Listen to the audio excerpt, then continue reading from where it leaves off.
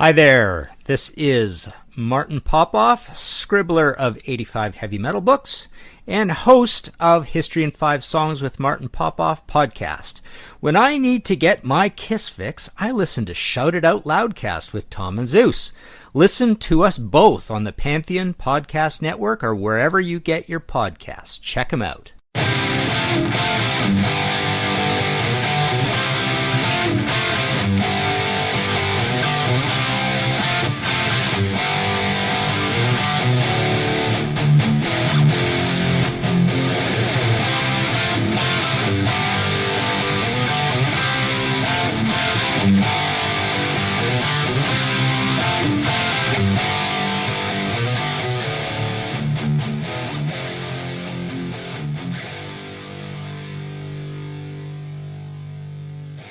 Greetings and salutations. Welcome to the Shout It Out Loudcast.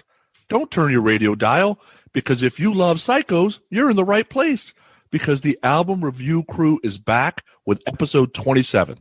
We are calling this one, Get Back! Huh! The Patreons asked for it, so here's mud in your eye. And if you don't like it, you can get the fuck out. Tommy, Zeus, how you doing? Wow, what an intro. Awesome. I always look forward to the intros. That was fan-fucking-tastic.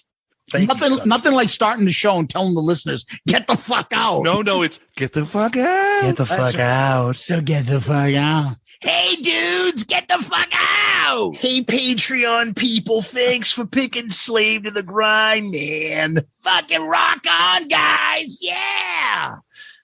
Oh, So this is going to be like an Ace episode, right? Basically, we're all dropping Baz fucking impressions the whole episode, huh? why not? Okay. Yeah, why not? But what's the big surprise for our Patreon and for our listeners in general? And for Sonny, Yeah, and for Sonny. well, we will be joined in a little bit by none other than Mr. Jericho. Chris Jericho is jumping on this. When we talked to him about what we have planned, he's like, yeah, I'd love to come on. So he'll be jumping on to go over the album and do his rankings of the songs. And that'll be forthcoming. But before we do that, we have to go for 3 hours worth of feedback on our last episode. Yeah, because the Shout at the Devil Motley Crue episode just absolutely destroyed everything in terms of feedback and all that stuff. You guys, wow. Did we do a poll? We did do a poll. We didn't forget this time. Did Vince answer the poll? Did Vince answer? Do we know? What was the poll? Favorite flavor of M&M? It was too tiring. Did we tag Vince? Because I don't know if we tagged Vince. We did tag the Vince Neil. It was too tiring. I got to press the button. He just responded with a picture of a piece of chocolate cake. He's got a picture. He just sent a photo of him as the fucking the bumble, The baboon or whatever. the abominable snowman.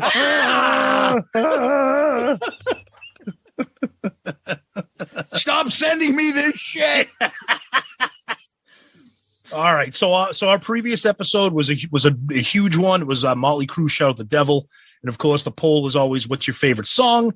So our 4 options were Shout at the Devil, Looks That Kill, Red Hot, and Too Young to Fall in Love. Coming in at 35% was Looks That Kill. Coming in at 28% was Too Young to Fall in Love. 25% Shout at the Devil. And you guys are insane. Red Hot only getting 12%. Unbelievable. It shouldn't even been in there. But Zeus says it should have been down there. Oh, it shouldn't even been in there.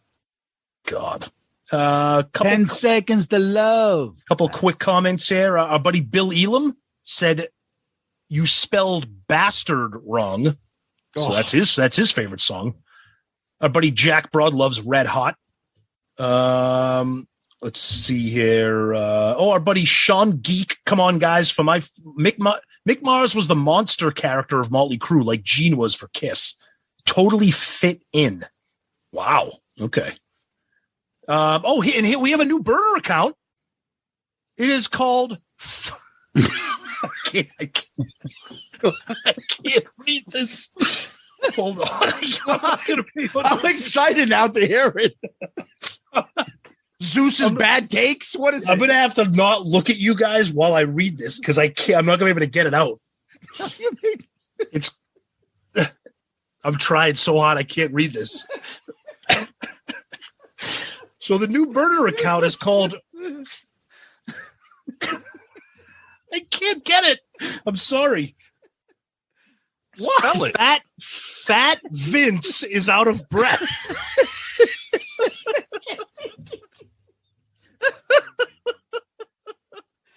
And the Twitter avatar is that picture of him going,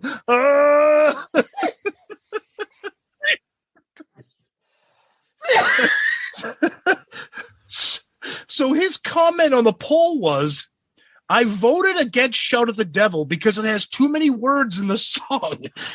I can't catch my breath. It's like when I'm stuffing my fat face with Coney Island chili dogs. Coney Island, what? Coney Island chili dogs. Jesus Christ. All right, I'm sorry. Okay, all right. I'm sorry. Right. Can that person please come forward and let us know who they are? Just send us a DM or something. Oh, please. We got a write-in vote for Helter Skelter. Ooh. Yeah, you can only fit 4 on the thing there. Yeah. Let's talk. Let's get a couple episode specific comments here because the interaction. This was just amazing. You guys are crazy. Mark Ain't John. There's one we haven't heard from in a while. Motley goes completely downhill after this album. Why were they considered one of the best bands of the 80s? They maybe have 2 albums worth of good songs I could name. Oh no, he says 2 albums worth of good songs. I could name 200 bands better than them. Starting with Badlands and ending with Shotgun Messiah. Oh, that sounds like a Poonie burner account. Our buddy John Restano. Oh, God. I forgot how long ago this episode was. We were talking about the video for Time Stand Still by Rush in that episode with Motley Crue. My God. And, of course, he posts the video of that. Oh, frightening. And I love Rush. God. Vet Halen. Now, this is a Desert Island album. This album is why I'm a rock and metal fan. All-time favorite band. Our buddy West Beach not happy, accusing Nikki of ripping off his eye black and pentagram.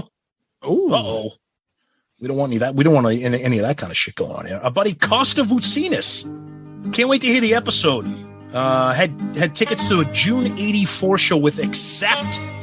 Woo. All right. Did you go to the show? Because I'm sorry if you did. Is Accept? Oh my God, dude! Accept is bad. Is that what the guy who looks like he's taking a shit? That's right. Yeah. That guy. Twisted Kister. Sonny nailed it by saying this should have been the '94 album, as it's the best Crew album. Bam. Wow, you guys are all crazy. Oh, and we got a visit from our other great burner account. Dizzy Dean's Picket Fence Teeth shows up, and he says, I like my metal bands to have beautiful men sing. That's what Motley Crue was missing. Give them a heartthrob like Angry Anderson with his stunning good looks, angelic voice, and body of an Adonis, and you got yourself something special. Who's Angry Anderson? I don't know. I don't know. Plotted over here. So we got another one? I don't know. Oh, God. Our buddy Steve gives his rankings and all that good stuff. We love Steve. Oh wow, and one of our other favorite burner accounts, Sonny Pooney's Terrible Taste. That's gonna be. I was gonna say Steve, but Steve doesn't use Twitter. That's gonna be Tony then. He says, "Wow, this opinion is even worse than mine." Then he says, "Spoiler alert! In case you missed it, I ranked Shout at the Devil 5 spots below Bad English and 6 spots below Winger. I am the Tom Brady of terrible musical taste." Oh man. All right, that's some Twitter stuff. Zeus, what do we got for some off the Book of Face? Angry Anderson, is the lead singer for Rose Tattoo.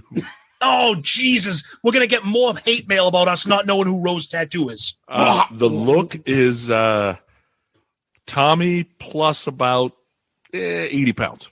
Oh Jesus! Wow. Okay. Nice. Thanks.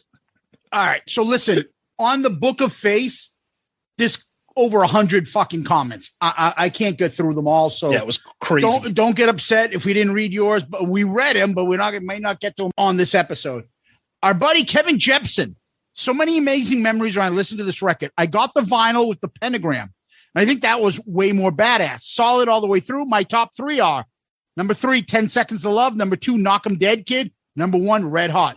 My top 2 songs could maybe describe a certain gassy noise I heard expelled from Zeus. That was Tom, by the way. Hey. Scott Donaldson.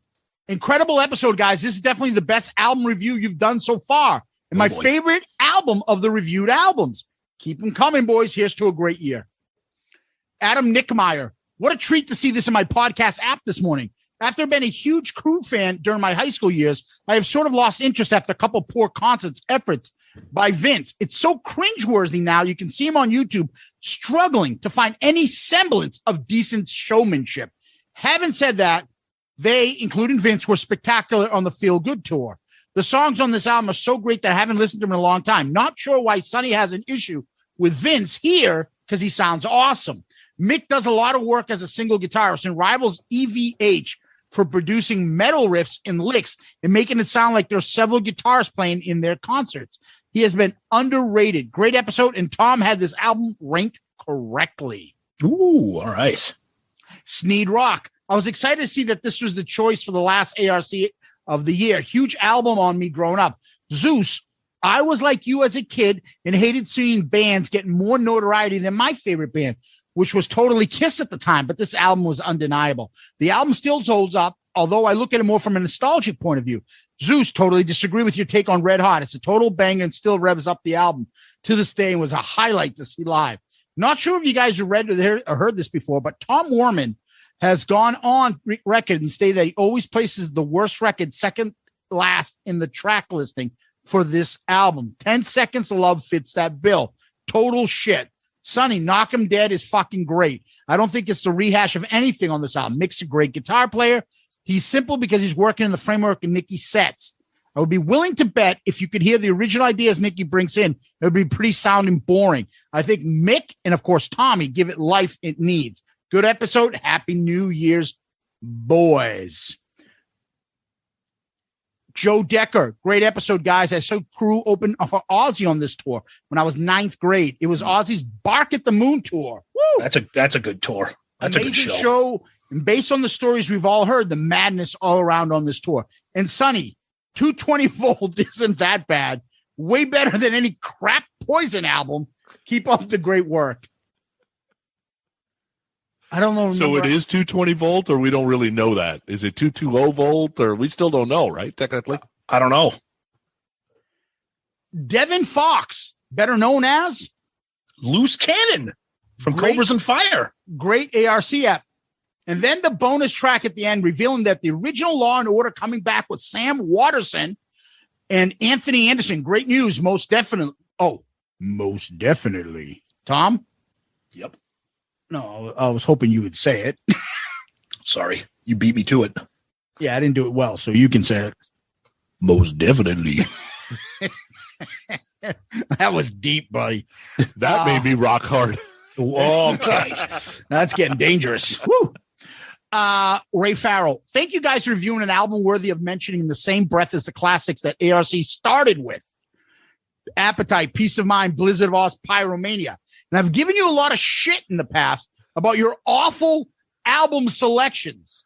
But this episode was absolute nostalgia-filled home run. Oh, sorry, Ray. I was a 13-year-old boy in 1983 who thought Kiss and Van Halen were the only bands worth my time. I saw the video for Looks That Killed, and my life was changed forever as the sound, the imagery, the energy helped define my lifelong love of 80s era metal. Thank you for picking Shout at the Devil instead of the later, weaker, and massively overrated albums like Girls, Girls, Girls or Dr. Feelgood. 100% agree with Tom's ranking number 1 for this album out of the ARC albums reviewed. This is definitely number 1 for me. Whether it's complete steaming pile of shit like Bad English or a bona fide classic like Shout at the Devil, ARC is consistently my favorite listen every month. Thanks again for the work you do and incredible entertainment content you create. Okay, you don't have to settle down now, Ray. Wait till my next pick. You thought Bad English was bad. That's all right, Sonny. We'll love it no matter what you pick. He's gonna do the third album by Dirty Looks. No, the fifth album's better. Fifth album. Yeah. Graham Richley, thank you, ARC, for reigniting my love for this classic album. Like Tom, it was a game changer for me.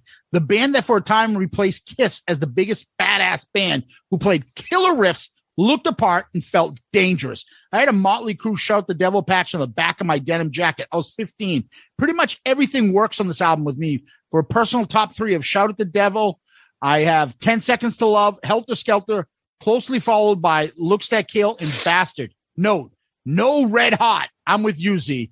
Motley never put out a better album than this. Even Dr. Feelgood has more filler. Thank you, guys. I love ARC for bringing back the focus on these classic albums that they deserve. Nice. Estevez Gutierrez. Uh-oh. You guys are too harsh. While I love 70s Rush, 80s Rush has their moments, and Roll the Bones is a fun song. It's actually hilarious, but has a good song structure and good bass line, refreshing synth bits, and time scan stills is fucking cool and synth pop fun oriented. Maybe you guys are way too close-minded and don't respect when there's genuine talent. Even it's music that you don't exactly enjoy, it deserves respect. And yes, Rush did get boring pretty quickly after the mid-'80s, but that happens to all good bands. Nothing lasts forever. Dawkins, Rat, Kicks, and even some Poison songs are cool. Quit the hate and do some mushrooms. Expand your palate. Smoking in the boys' room is awesome fun. It actually grooves really well. Motley did nothing bad from Too Fast to Dr. Feelgood. After that, it's all garbage. Is that fucking guy high? First of all, Roll the Bones is 90s Rush. Second of all, what are you talking about? I have a comment. Please. Rush sucks. You're too close. Get into a fight. You're too close-minded. You have to have some mushrooms like Esteban or Estevez does over here. And open up. You got to free your mind, Craig. Dawkins and Rat and Kicks. Dude, yeah, Kicks? Is that Esteban from Stonehill, Tom? Yes. We can have some meatballs.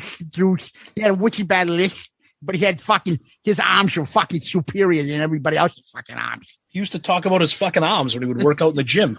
What did he say? He used to call them superior arms. They used to do fucking curls, superior arms. And he worked at Brother Mike's, and he would have meatballs and other fucking trinkets if you wanted to buy while you're having a beer. You can't be so close-minded. You guys have to be being too harsh. Fuck. Okay. Oh, and then they get into like, oh, you can't. Dude, this is a podcast where we talk about music. I am sorry, but if you find it like what you want to listen to is 3 guys going, yeah, that's a good song. It's a good album. Yeah, they tried real hard on that album. I think it's good. It's the wrong show. Yeah, they're talented musicians. They worked real hard on that. Dude, put a fucking bullet in my head. No, what you're going to get is, this is awful. This band blows. I love but that's Vince at his best. Well, nobody said that was good. Yeah. Vince at his best is not good. Yeah, but he tried really hard. Well, trying is not enough because the song sucks. Yeah. You know what? It's like that line from Christmas Vacation. He worked really hard at this. So do dishwashers.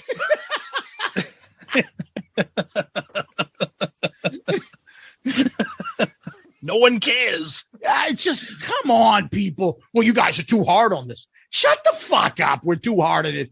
Are you kidding me? We shit on each other's fucking music all the time. You missed an opportunity there. We're too hard on. Get the fuck out. Get the fuck out. There you go. If you think we're too hard, then get the fuck out. All right, Michael Anderson. This is my go-to albums of all time. Zeus, you're spot on about Tommy's drum sound. The production is perfection. Even Vince sounds great. Well, before he got fat and attempted to kill a would-be dentist on those memes. Oh, that anti-dentite bastard.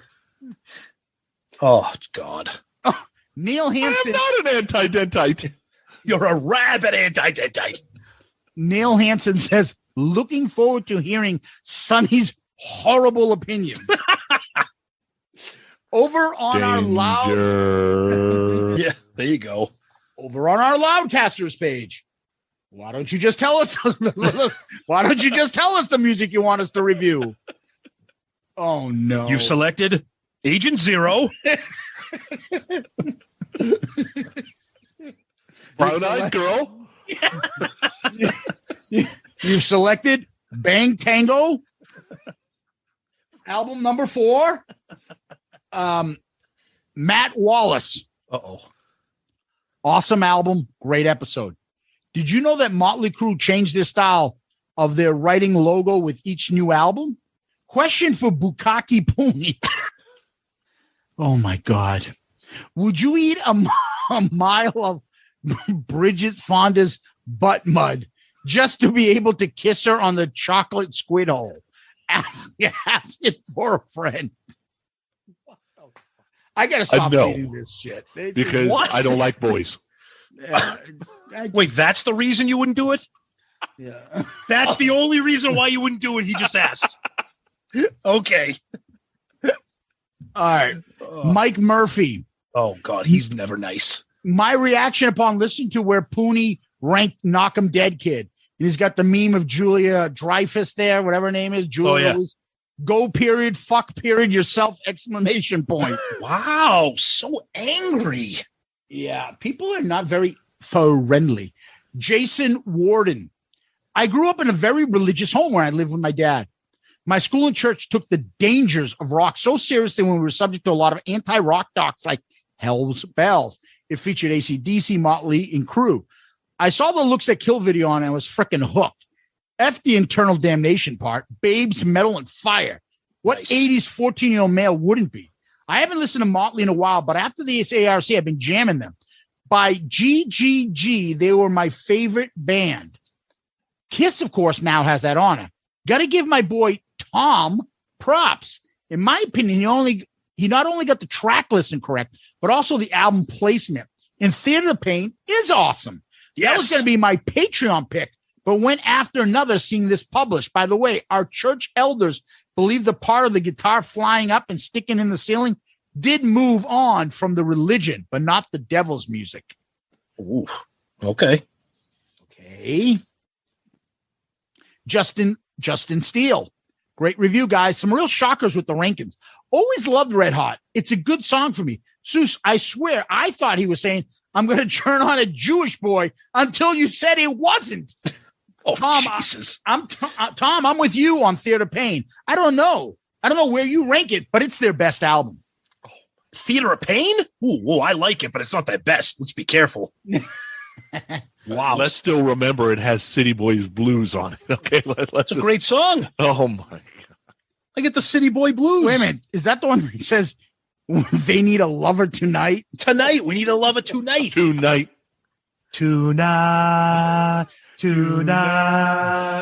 That's just horrible. All right. Over on YouTube. Mason Mixon.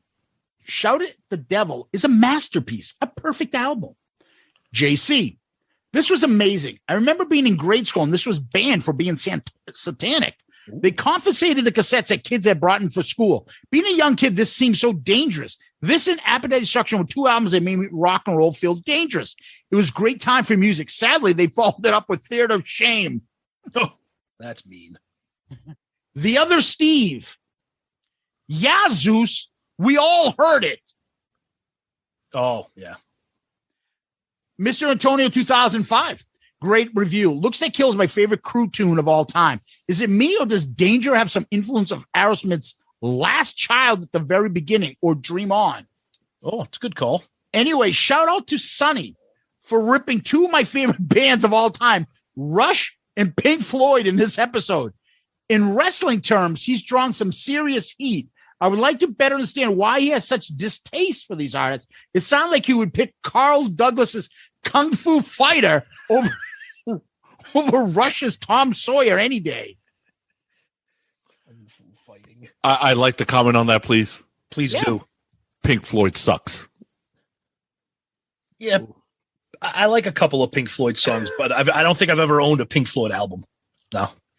I own Dark Side of the Moon. It is a great album. They got some great tunes. There's songs that they have that are just fucking incredible. David Gilmour is fucking unbelievable as a guitar player. I'll give him that. Yeah, I Roger Waters just gets on my nerves. Yeah, he's a complete fucking asshole, from what I understand.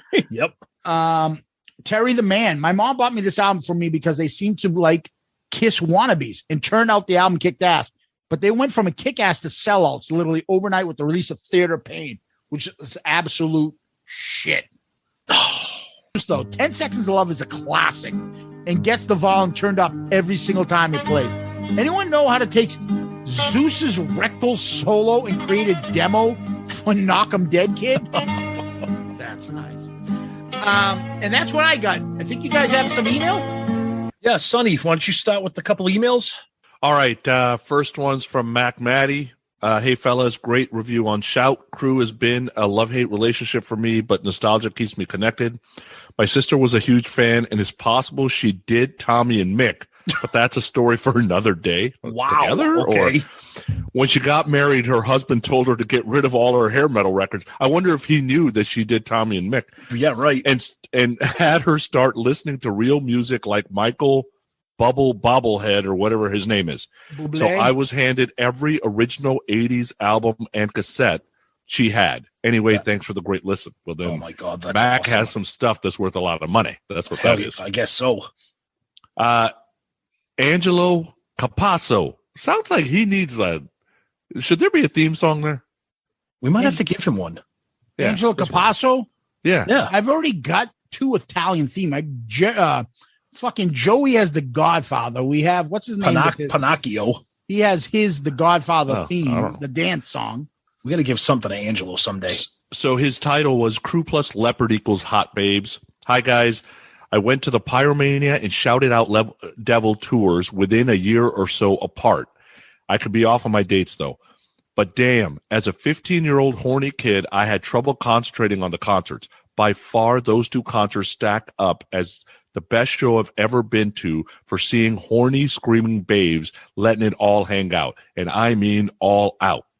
Now back to Devil. This album kicks ass. I agree both Mars is an underrated guitarist and Tommy definitely solidifies the band with his drum riffs. On the Devil tour, Tommy only flipped 45 degrees in the air, not like the 360 he did later on the drum kit, which was awesome. What Tommy may lack in some technical skills on the drums, he makes up for as a show drummer. He's both great at drumming and even more entertaining to watch. It's been a great year, guys. Here's to an even better 2022 with SIOL, ARC, and Zeppelin Chronicles. Love you guys, Angelo. Yeah, Angelo. Thank you, buddy. And we'll wrap up with a few more emails here. We got our buddy Stephen Wood. Thanks for another thoroughly enjoyable episode. Some background. My school buddy and I were both Kiss fanatics, and we quickly spent every cent we could glean off our parents to buy albums. There was no way to hear them other than either take a leap of faith based on the cover or base our purchases on recommendations from magazines like Hit Parader. I only bought LPs, but he bought both LPs and cassettes, and one of them that he bought was Shout at the Devil.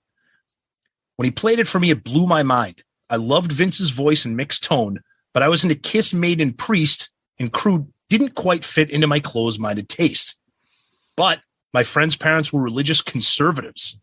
They knew he was buying records. They knew I influenced him to do it, but they didn't know exactly what they were. Until one day they rifled through his collection, which included Shout at the Devil, Speak of the Devil by Ozzy, Number of the Beast by Maiden. They must have had a collective aneurysm because they ordered him to throw them out lest he be corrupted by Satan. Ooh, and then he continues and gives us another great story about all that. That's great. I love hearing stories like that. It's a great email, Stephen. Thanks, buddy. We appreciate that. We got a quick one here from Casa de Leon. Great review, guys. I hated Pooney's opinions so much that the rest of this email will not have any vowels in the words. And then he really did. And then he really went and wrote a sentence with no vowels. and I am not going to try to read it. So thank you. Then we got one from Jerry Blackwell, who I think we're convinced might be Sonny Pooty himself. Oh, good Lord. Here we go. So I heard the episode when it came out. I shared it with a friend, and the friend shares that he loved the In the Beginning spoof thing. I'm like, what spoof thing? So I listen again, and it's there.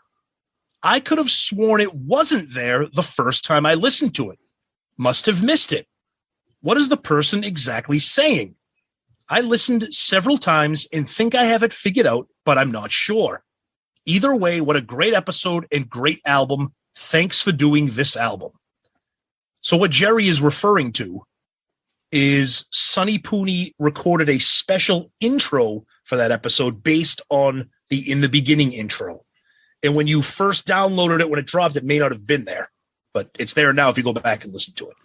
That is because Sonny sent it to me a couple days before we were doing the episode. So when I actually edited the episode, I didn't put it in. Tom heard the episode in the morning and said, hey, where's that Sonny thing? I'm like, what Sonny thing? Oh, fuck. So I edited it at 11 o'clock. So those that downloaded the episode before 11. You missed it. You missed it. All you would have to do now, if you want to hear it, is delete it and then re-download the episode. It'll be there. Yeah. It's pretty good. Sonny did a great job. Yeah. Very cool. Did the voice changer and everything. It's awesome. Yeah, I was trying to find what I had said, but I can't readily find it. That's okay. We'll make people go back and listen to it. Yeah. So that's feedback from Motley Crue Shout at the Devil. And our number one listened to ARC episode ever. Oh, yeah, by far. It's not even close. Yep. And most feedback, most everything. Shout at the Devil by Motley Crue. I don't know. Are you surprised by that being the number one? Well, maybe a little bit, but not really blown away by it. No. Okay. It's a big album for a lot of people. Yeah. And it fits, it fits the folks that would listen to a podcast like this, right? Yep. They love the 80s. Yep. There's not very many people that hate Crue. They hate parts of Crue. I don't even hate all of Crue, right? I still listen to Crue. I thought Highway to Hell would be the... If it was Back in Black, it would be. But I don't think Highway to Hell... Maybe. It's one generation older, right? So Yep. You got a point. True. So we try to start this new year with something different. Instead of doing a group pick, there are three of us. We each get 3 picks a year. And then we'd also have a group pick, thereby having 12 picks a year. Well, we decided to give our Patreon listeners and subscribers an opportunity to get more involved in the show, and we let them select. We gave them the choices, and they submitted them to us. There was only 2 people that picked the same album. So we're like, okay, then that's one of the selections. And then me, Tom, and Sonny looked at everybody else's single selection, and we narrowed it down and gave everybody a choice of 4 albums to choose from. Obviously, one of them was Slave to the Grind. What were the other 3, Tom? So it got narrowed down to these 4 from the submissions. Skid Row, Slave to the Grind, which won in a landslide. Judgment Night, the original motion picture soundtrack. Black Label Society Mafia, and Gin Blossom's New Miserable Experience. Now, we got a ton of picks. Pretty much every single patron submitted a pick. And I'll tell you right now, a lot of them were really, really good. But Slave to the Grind made it. We had 2 people submit Slave to the Grind, and we knew that if we threw that in the poll, it was going to crush whoever, and it did. Yeah, I believe it went Slave to the Grind and then Gin Blossoms, a way distant second. Yep. And then everything else was, I think, tied with a couple picks each. Yep. Right? Yep. Pretty much. Yep.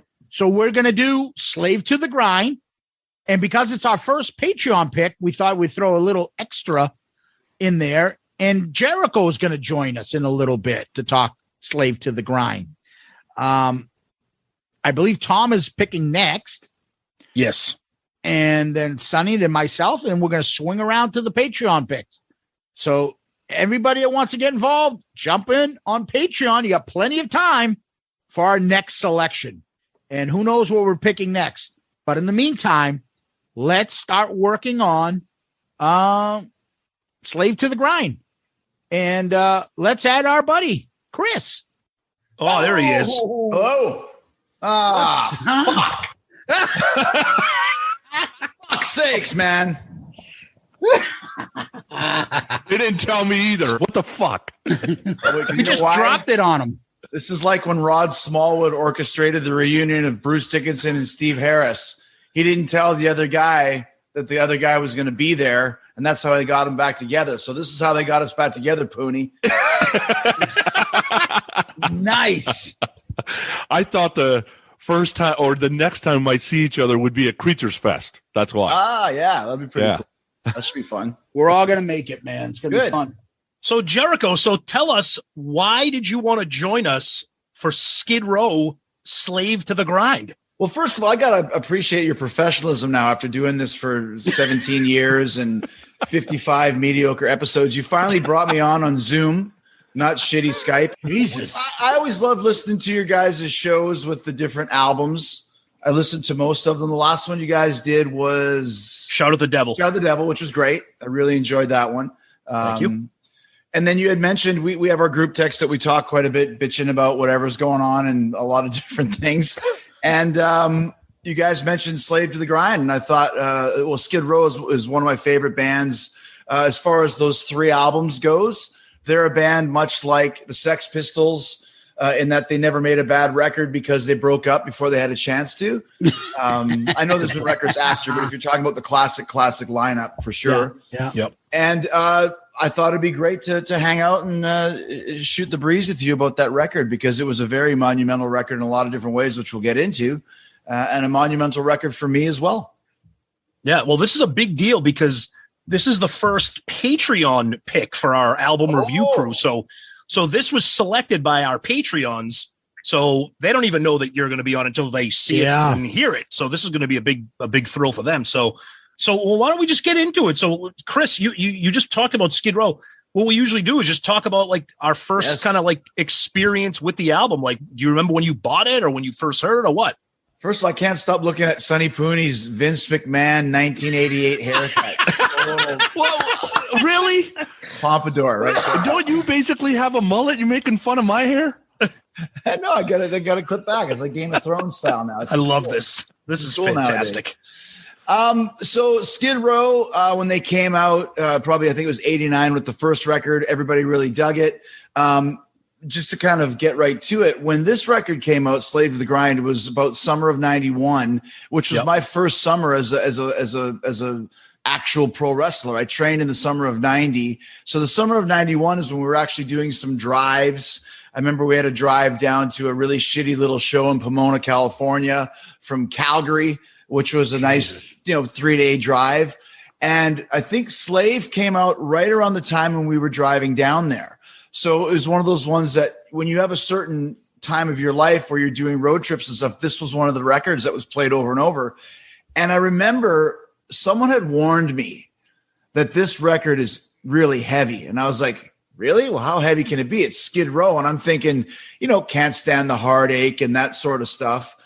And then Monkey Business, Slave to the Grind, The Threat. It's just one after another. And it's like, holy shit, this is really heavy. And that's kind of what really made me realize the Skid Row is one of those bands, much like, let's say, Cinderella in a different direction. Had they not come out in 89, they probably would have been a lot bigger. Skid Row was not a hair metal band. They were much more of I don't want to say a Pantera band because they weren't, although that was a great tour for them. They were much more of kind of a modern Judas Priest at the time, very heavy and catchy. Whereas Cinderella was much more like a Black Crowes type of a band, but they were both given this hair metal moniker, which I think limited them and really hurt them as the years went by. But at this point in time, this was their peak because, and I'll end it off with this and hand it over to you guys. This record, I'm sure we'll discuss, along with 3 other huge records of this year, went to #1 on the Billboard charts, where 91 was the first year that SoundScan, which is Billboard is based on, was relevant or was happening, was the system. And it was Slave to the Grind. It was the Black Album. It was not 5150 for Unlawful Carnal Knowledge. And then it was the Use Your Illusion records. And they all came out within a 4 or 5 month period. So this was one of them. Very, very impressed with just how heavy it was and very surprised pleasantly. And this really kicked open the door for Skid Row to be one of my favorite bands, especially at that time frame. Sonny, what about you? Yeah, for me, I love the first album. At this point, by the time this album's coming out, I'm 21. So I'm knee deep in live music. I'm still trying to get in the music business, like booking gigs and managing bands, but that didn't work out too well. But I was in the clubs five to probably 7 nights a week. So when I first heard Slave to the Grind being marketed, I was like, all right, I'm looking forward to this. This is cool. Got the CD the first day. I was already working for a retailer, so it was easy to get. I bought both kinds. I bought the clean and the dirty version because, got to have everything. And I remember seeing a couple of videos on MTV, and I'm like, man, this ain't no I Remember You. Like, what the hell happened to these guys, right? Right. And what's interesting is, I'm a believer that every 4 years is a new musical generation because the music changes. Mm-hmm. And Skid Row is one of the few bands that they came in at the tail end of whatever you want to call hair metal and got guys like me. And then the next album gets heavier and they get the next generation too because the music is changing. So they ended up bridging both. So it's very interesting that, well, the four of us probably don't agree on a lot of music, but Skid Row would be one of the bands that we agree on.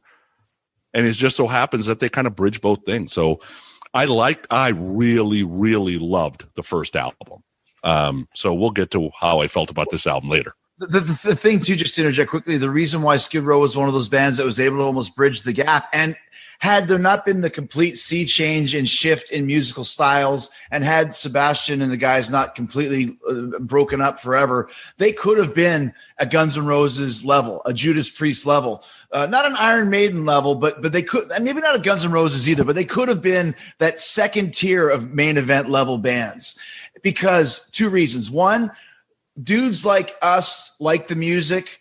Heavier guys like Pantera like the music. And here's the most important thing. And you know what I'm going to say? The chicks. The chicks. Mm-hmm. They love the music, and they love Sebastian Bach, who at the time I used to say, if you could go into a laboratory and you were a mad scientist and create the perfect rock star, Sebastian Bach would be the perfect rock star all across the board, checks every box and everything. And so I think that's another reason why Skid Row was able to bridge the gap and could have even gone farther, was because the girls really enjoyed the band as well. Zeus, what about you, bud? All right. For me, I got into the first album. I mean, I'm buying everything that comes out. As soon as these new bands hit and they get on the rotation, MTV's top 20 videos, Headbangers Ball, I got into Skid Row, especially since there's a Bon Jovi connection. I love Bon Jovi. So bought the first album, loved it. Catchy as all hell. And Bach, for me, is likable. Like, I liked him. He wasn't a type of guy like, fuck Bret Michaels or fuck the guy from Warrant. Like, he's a guy that was like kind of cool and macho too. And he had a personality, Yeah. And he looked he may have looked girlish a little because he was so good looking back then, but he didn't act that way, swearing all the time, getting into trouble. It's fun. So this thing comes out and I have such vivid memories. So you talk about your first trip and you're going on your first wrestling thing. Well, for us, I go to Stonehill first week in college. I show up, he's down the hall, Tom. I come in, I got the whole stack stereo system. My speakers were about almost as high as me. I bring these into our little shit dorm rooms, right? Nobody really knows anybody, but I put on Monkey Business because I think I'm the coolest kid in the fucking hallway. Blasting Monkey Business. This stereo is just fucking going nuts. And it was all because of this. It's the first thing I remember playing my first year, first day, getting into my first meeting with these guys from college. So it stood with me. I got it the first day it came out. I watched the videos. I loved it. But the problem is, as me and Tom were talking about before we went on the radio, before we went on the air here. On the radio? Yeah, on the radio. once we went to college, we didn't have cable TV when we were at college. So I missed out on the videos following up. I caught Monkey Business, but all the other like singles and videos and stuff, we were at school. We didn't really see them, but I still blasted this album and I fell in love with it way back then. But you're right. I felt the same thing. Like, this isn't really like the first album. It's a little anthraxy, and I'm not into thrash. I wasn't into it. And I'm like, what the hell are they doing? But I feel like Skid Row was that LA Guns, Faster Pussycat, Guns N' Roses transition away from the glam. And they kind of were part of that as well. You know, their fucking bass player's got a nose ring to his lip, you know, all sorts of crazy shit going to his ear, excuse me. You know, they're not wearing the, I don't know, shiny, bright spandex stuff. They're kind of, tearing it down, the look and everything. They looked hard, as you would say in England. They looked, once again, first album pictures aside, and you look at the first Guns N' Roses album pictures, there was a lot of hairspray and all that sort of stuff, but they had an East Coast vibe, East Coast Guns N' Roses vibe, where even though Sebastian was pretty, he was tall, he and we know he was off his rocker because we heard the stories. Other guys looked pretty nutty. Rachel was very punk rock, and Snake. They never tried. They weren't pretty guys. I mean, Snake is not a good looking guy, and if he was on the show right now, he'd be laughing, saying, "I'm the ugliest guy ever." Best guy in the world, by the way. Snake and Rachel are just amazing guys. They fit right in with our world here. But they never tried to be that way. They weren't trying to shove it into the bag. They knew what they looked like, and they knew it was cool because they did look cool, but they didn't look pretty. But that worked to their advantage, much like Guns N' Roses as well. Mm-hmm. Tom, who's stretching his shoulder? He's frozen. Yeah, so I'm frozen. Oh, okay, there he is. Uh-oh. Okay, now I'm unfrozen. Hey, by the way, no pun intended. He's frozen. Get it? If this was subhuman race. Oh, there you go. Okay. So I'm kind of on an island here with Skid Row because I liked the first album. Me and Zeus, pretty much all of us are within the same age range. So I was into the hair metal. I was into the metal, the mid 80s, late 80s. But this particular album caught me at a really awkward, or I should say odd time, because it came out literally when we graduated high school and getting ready for college in the fall of 91. It came out right in the summer of 91. And at that time I was still listening to what you would consider hair metal in the 90s. Nirvana had come out with Nevermind. I was starting to drift away from the glam stuff and I was really into Hot in the Shade by Kiss. I was listening to more Metallica stuff, even some of their back catalog. So I had started to veer away from some of the glammy hair metal stuff. And I knew all the hits from Skid Row's first album was loaded with hits. And I liked them all. Youth Gone Wild, all that good stuff. This album came out, never owned it, okay?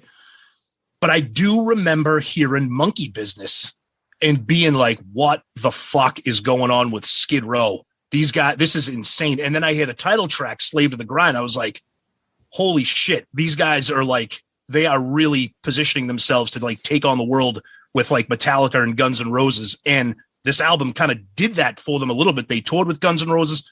Then they do a tour with Pantera and Soundgarden, which you talk about a versatile audience right there. You're talking grunge. That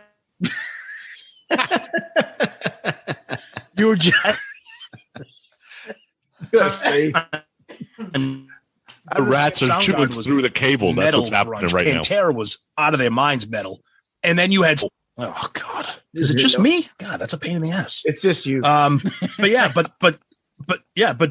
for me, the album is extremely heavy, and Chris, you said it. They could have positioned themselves to take on the first half of the 90s if they had stuck together. I know Subhuman Race, a guy like Eddie Trunk always talks about how underrated and underappreciated that album is.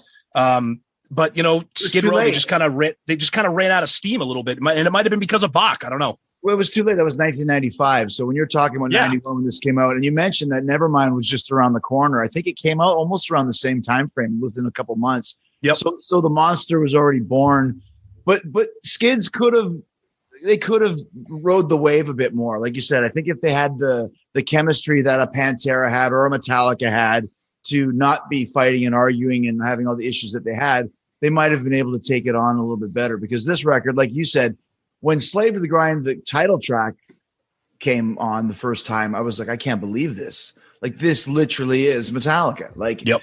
You know, and it wasn't just like, well, let's do one thrash song on the record to be cool. The rest of it, and maybe as we get into it, it might have even been too much over the line for them, but it's still totally re-established who they were as a band and lets you know that they weren't fucking around. They were ready to take on the world at that point.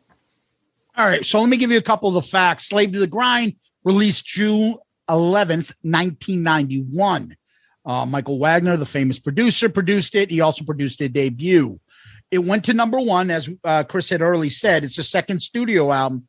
So it was the first one to debut on the new Neilson SoundScan at number one on the Billboard's 200.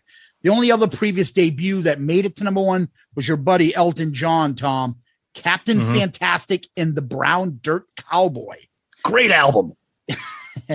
It's the first heavy metal album to chart at number one, sold 134 copies its opening week. It made it all the way up to double platinum, which is surprising because I thought it did more than that. But I bet you they're not checking. You know, they probably haven't. I'll tell you the reason why it didn't do more than that when we get into it. Yeah, sure.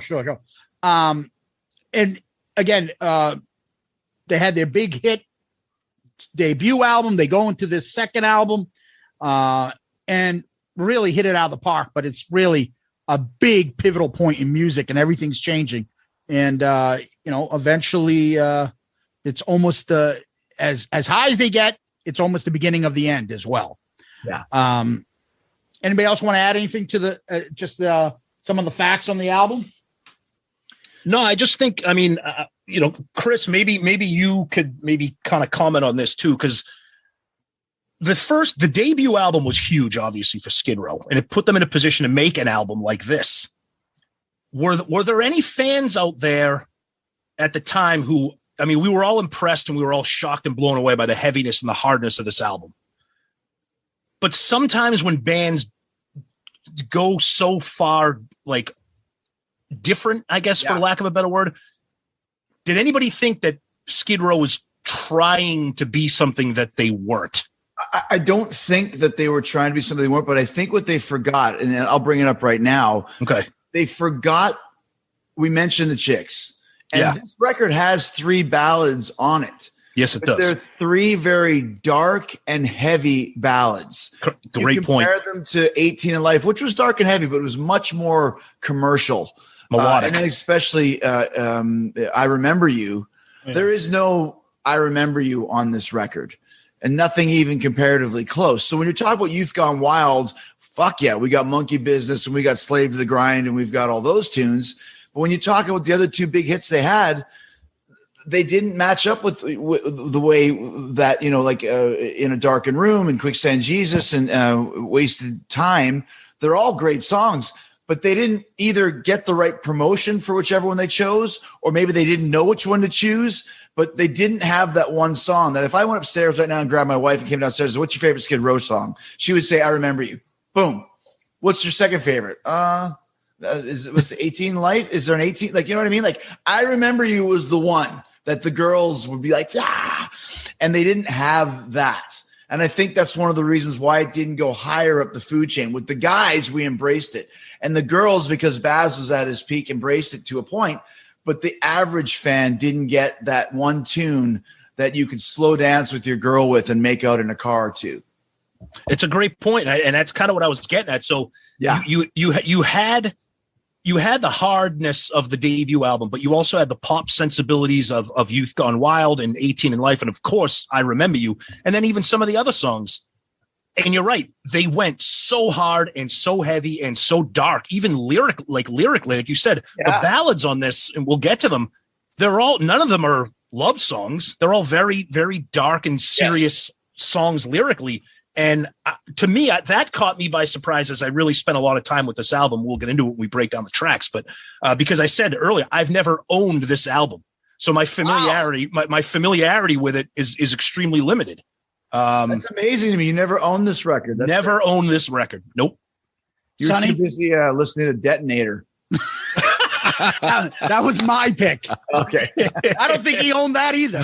I never owned Detonator either. I didn't own that either. Nope. No, it's a good point because the problem is there are other bands haven't got away from it, right? So there's still a November Rain. Bon Jovi's still doing his.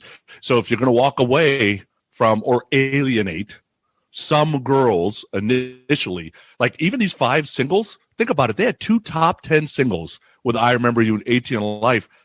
All 5, only one of these 5 even hit the charts, and it didn't smell the top 40. And Sonny, just to back that up, I had no idea there was 5 singles from this. Yeah. No idea. I thought there was 2. I thought it was Monkey Business and Slave. I had no idea. So that proves your point right there. And like 6 videos too. Wow, really? Oh, yeah. 6 video. Yeah. Unbelievable. That's amazing. I had no idea. I think one of the problems is when I did some research, mind you, I did Hit Parader and Circus and stuff, but I don't remember the fact.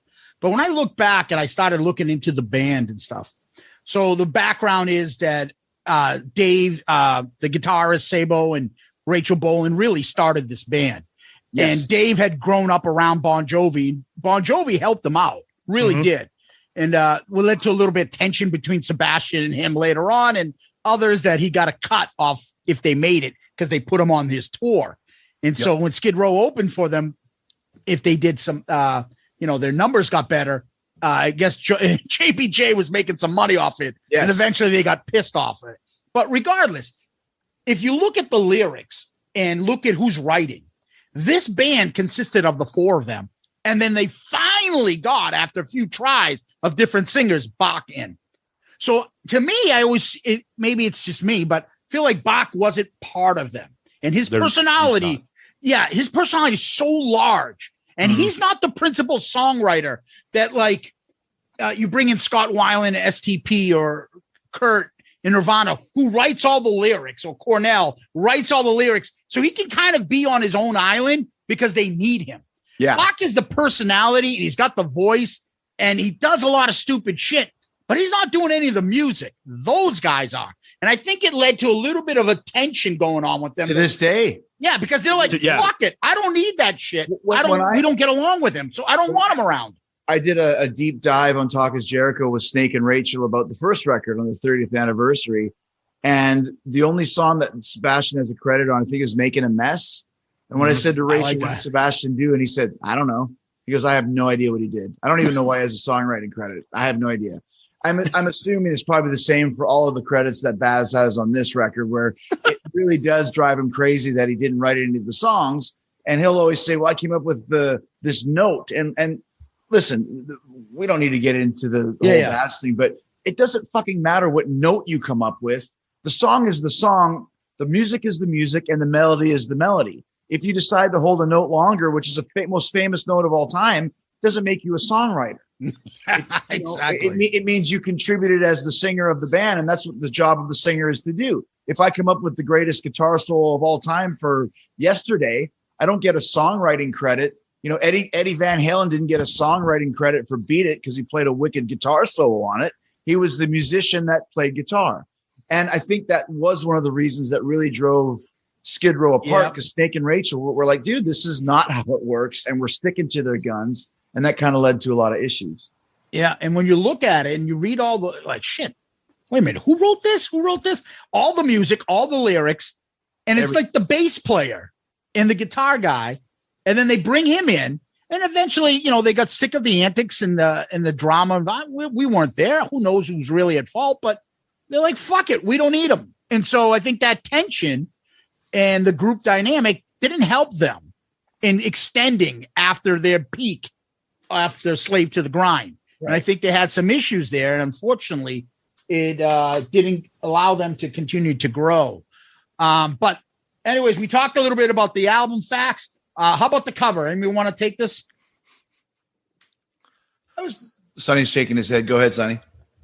This cover is complicated. This cover feels serious, right? This cover does not say, come do me, come woo me, come fuck me. It doesn't say, this thing is crazy. And every time I look at the cover, I feel like I find something new, because like the guy in the red tie, is that supposed to be JFK or Trump? Like, I don't even know. It's JFK. But you know what I'm saying? Like every time I see this cover, I'm like, is that guy holding a TV? Yeah. I mean, just a quick thing on Wikipedia. It says that it's, you got medieval times, but people are holding modern technology in their hands. Yeah. The guy that did this is his father, apparently. Yep. That's Sebastian father. Yeah. He's the artist that drew this or painted the cover art. His name is David Birk. Yes, that's it. And it's a little complicated. You got a tattooed, I don't know, Lita Ford here in the middle. I don't know who that is. You're in a nun's habit. Yeah, I don't know what the hell's going on. You got Pocahontas in this. You got little Cupids running around, JFK. Yeah, and it's based on Caravaggio's The Burial of Saint Lucy, an old painting from the 1600s. And if you look at that painting, that original, it's like exactly it. Like you can see that they've changed some of the things like for this album cover here. But in my mind, you didn't Google that. You just know that, Tom. Like you studied like modern art or something. you have no idea. You have no idea, Chris. When you listen to Shout It Out Loudcast, you are going to learn shit, my friend. For me, the imagery on this, I liked it because it is very strange. And I like, it's very much like a Van Halen album cover or a Zeppelin album cover, in that it really doesn't describe what the, physical graffiti is a great cover, but it doesn't really say anything. You could have easily just put like a chick and sprayed graffiti on her, but that's way too literal. I kind of like this much like, a Fair Warning or something where it's just this kind of a cool imagery. The fact that Sebastian's dad drew it, so it kind of, there's a reason for it. Painted it, I should say. So I thought it was always pretty cool. I liked it way better than the first and the third Skid Row album covers, which I thought were as stock as could be. So at least it had some personality and originality to it. What about their little EP? Remember this one? Was that Mort Drucker? I don't know who the hell this is. Little Mad Magazine humor for you guys. Yeah. Then you got the CD itself. Had the images of the band, the 5 faces. That's cool. I remember thinking that was cool back then. Like, oh wow, that's unique. Yeah. On the front cover, this dude in the white shirt, is he getting executed, getting beat up? Is he getting helped up? Like, what's happening with him? It looks like a scene from Assassin's Creed, the game, and somebody got knocked down to the ground. It's almost like he's wearing some kind of a weird didiaper too. Like, I don't know. I never. Yeah, right.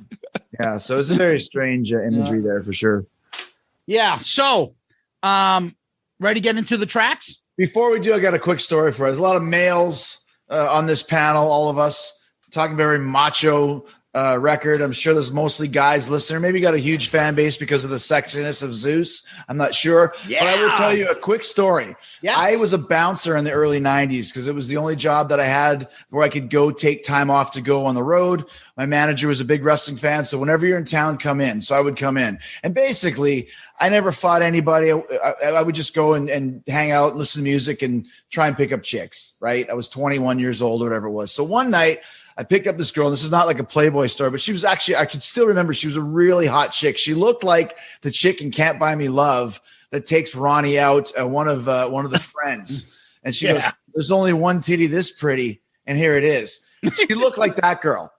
So I drove all the way after work to South Calgary, which is about 30 minutes away. And she was probably staying at some duplex. We used to call them two houses, but they're conjoined. And I remember I went and I started to make out with her, and she was, very, very, we became, as Gene Simmons would say, we became fast friends, and one thing led to another. And she takes off her clothes, and her panties are Skid Row panties, where it says Skid Row on the front, and they're black and they're skimpy and they're silk. On the back, it says Slave to the Grind. And I was like, this is the best in the world. Wow. So I don't know if you guys, if you think I'm lying, you can probably go online and on eBay and find these Slave to the Grind women's panties, black satin and skimpy. So there you go.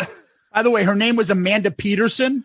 And she was smoking hot. No, that was the star of the movie. Blonde girl. This girl's name was Darcy something or other. You're talking about the 2 chicks that were chasing him? They're 2 best friends.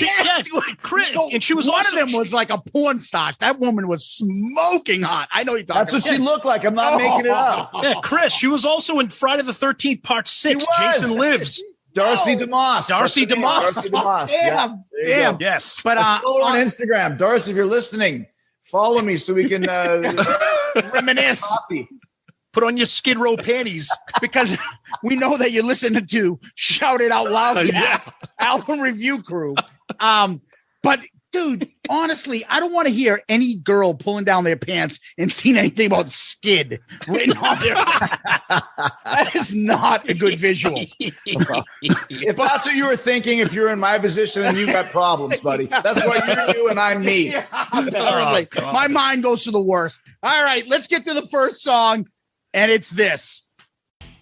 Still one of the greatest riffs from this era or any era of hard rock, heavy metal. I also love the way that I love the fact they started the album with this, because in my Mandela effect mind's eye, I was thinking that they started with Slave to the Grind, and then you're like, holy smokes, they did not. They started with Monkey Business. And the fact it came in like a lamb, bluesy, it's got the falling apart at the seams, Cinderella type thing, yes. rise to it type of a vibe. But it was just kind of like, where are they going with this? And then when it just explodes with that killer, like, once again, I can't tell you how much I love Sebastian Bach's vocals, especially at this time. That scream is second to none. It's just like, holy shit. It gives me goosebumps thinking about it now. And it's something I still use for every Fozzy record. When your band has been gone for a year, 2 years, 3 years, 8 years, if it's Metallica or whatever, you want to hear something that blows your fucking mind. And we've heard it a couple times where they'll use kind of a different song. And it's like, I want to come out of this gate, just boom, boom, boom. And that's what this song does for me. One of the greatest, like I said, one of the greatest tunes from this era, one of my favorite Skid Row songs. And if I had to compute in my mind, which we'll probably be able to do in a few years, and have a computer printout of my favorite songs, this one would probably be in the top 30 or 40 for sure. To this day, Cowbell is always great. It's dirty. It's slimy. It's catchy. And it still has a great pop sensibility to it where you can sing along to it. Great song all across the board. Sonny. I was pissed off at Cinderella. I'm going to start with Cinderella because I loved night songs. Yeah. So as they grew in the albums, it became bluesier and bluesier. I'm like, what the hell is going on? Dude, just release some of the night songs. That's what I want. Right. So when I first heard Monkey Business, I'm like, oh, fuck no. Here we go. We got another Cinderella band happening. Blues. Yeah. They almost lost me in the first 20 seconds. I was about to turn that shit off, throw it out the window. That scream after just a few seconds, and I'm like, oh, okay. All right. I can handle this. This is good. It is an outstanding beginning track. Now, I'll tell you, though, a lot of these songs, and it's going to come up a couple of times, it almost feels like Sebastian is rapping sometimes because there's too many goddamn lyrics in some of this stuff. Yeah. Right? So it makes it hard for you to understand what Sebastian's saying. And I don't know if that was the intent when Rachel and Snake and Scotty wrote that stuff, or if that's Sebastian changing the vocal melody as he's trying to sing it. I don't know what it is. But in this one, it works. I don't usually like the gang backing vocals, blah, blah. But in this song, everything they're doing, it works. They do some of the same stuff in other songs later on, and it doesn't seem to work. So I don't know. There's some flavor and recipe that's working on this song, and them to punch you in the head right out of the gate. Yeah, it's a winner for me for sure. There's something with Snake and Rachel's lyrics. I don't know if they write them together or if it's just mostly Rachel, but there's a lot of imagery, dime store hood, and I can't quote them off the top of my head, but you can definitely tell that when, once again, not bagging on Baz, but you can tell he doesn't write any lyrics because all these lyrics have a similar theme to them, which are very wordy with a lot of imagery and a lot of interesting combinations of words together, which as a singer would be really hard to do, but they pull it off for the most part. Yeah, you mean like Kangaroo Lady with a bourbon in a pouch? There you go. Shit like that? Yeah. Yeah. Good So, point. I mean, I'll echo the sentiments pretty much for all of us here. The song absolutely just destroys. I mean, it's one of the greatest album openers. And I love the fact that it has that little guitar, the bluesy opening. And then it's everything that you want in a hard rock / metal song. One of the greatest heavy riffs, like a sledgehammer of a groove to the song. The chorus, I love the gang vocals, the gang chorus. Bach sounds amazing. To start off an album with a song like this, 30 plus years later, the song absolutely still destroys. But Sonny, you bring up a great point. too many fucking words. Yeah. And for a song like this, you want to be able to sing along with it, and you can't. That's probably my only complaint. But other than that, the song just kills. And one of the great parts ever too is "Get Back." Oh yeah. Yep. So cool. I have that right here, Chris. Get back, Get back, and that whole part. Yeah. So Monkey Business, written by Dave the Snake Sabo, and Rachel Bolan. It became number 7 on the mainstream rock. It went up to 19 in the UK, but only it charted in the US. Wow. It's got a bluesy opening, which I love. And that, I don't want to jump into the video, and we will, but that video, which shows him again, and he says, and he screams, and he just throws his hair back. Oh, yeah. And just it's like a primal scream. Oh, man, that image and everything just fucking rocks. The guitar riff, the rapid fire delivery, he's just going word after word. You're right. I can't sing this. I can have the lyric sheet with me and try to sing along with it. It's almost impossible. This is exactly like he can pull this off. This is what Crew did, and Vince Neil can't pull it off. And that's why you get those videos of him trying to sing all those words that he just can't do at this point. But Bach can actually do it. The whole Get Back and then the riff, it's just insane. I love the gang vocals. I love the back and forth. The solo is great. And it's just an incredible way to start off an album. So when you buy this album and you see the video and you're like, I think my hopes are like to the moon about how good this is going to be if this is their opening track. The video, there's something about that. The guitar players fucking banging their heads and kicking the dirt. I don't know what it is, but I love that image. And it's in a black and white, like railroad track and something. And Bach, of one of the 6 videos that he's shirtless, walking around, beating up like, I don't know what, an art exhibit or something in the middle of it. I just think the whole thing is awesome. I love the video. And I just another great way to actually appreciate the song. Yeah, Bach looks great. The band looks badass. They got the image that they wanted with the video. It's surprising to me, and this kind of goes where we're saying that the Skid Row at this point in time was an entity, much like the Super Bowl. People buy tickets for the Super Bowl without even knowing who's playing. Yep. If you're telling me that the first single release didn't even chart, that kind of tells the tale from a radio standpoint, but the thing still went number 1 and went double platinum and was huge for them. So that tells me with minimal airplay and no hit singles, they still had a huge hit record, which shows the how much of a benefit the Skid Row name was. Yeah, I was watching the video the other day, and now that we know how history played out, right? Watching the video with all the hair flipping and him walking around like he owns the place and, beating up the scarecrow, whatever the hell he was doing, and punching things in the air that don't exist. And I'm like, this ego is getting huge, guys. You 4 realize what's happening right here? You're going to pay for this 20 years from now, I'm telling you.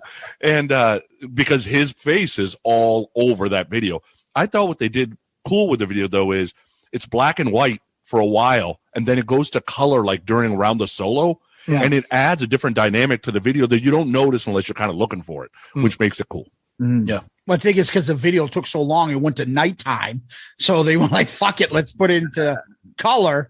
And you're right. Again, if you notice the image of the band, I mean, I know he's wearing leather. And other than that, you got most of the band is wearing T-shirts. There's no, and this is 91. This is summer 91.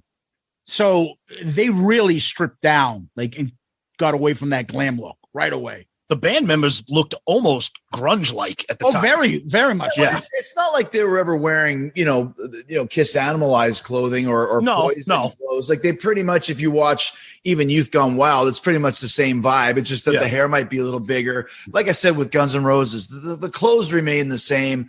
The hair just lost the spray. And Sebastian was always the front man who, once again, if Skid Row would have continued through the 90s, 2000s into now, he'd still be wearing, cat suits and jumpsuits and capes and whatever, because he's a kid of the 70s who loves Kiss and Queen and all that sort of stuff. So he still had that show business vibe.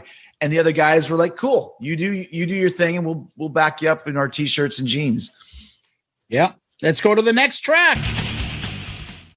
Once again, okay, so the title track, right when I first heard it, it's one of those ones where, you hear Monkey Business and you're really excited about, this is very cool.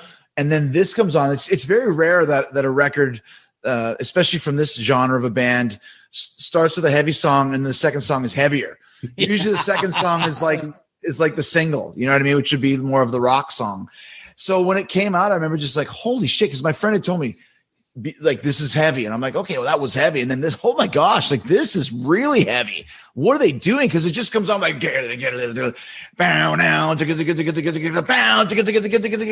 like that's an opening song if I've ever heard one, but they chose to put it on second. And then of course, just almost a blast beat. And it was just like, this is not your sister's Skid Row. This is a whole new vibe. And to the point where when I wrestled in Japan, I used Slave to the Grind as my theme song. Oh, nice.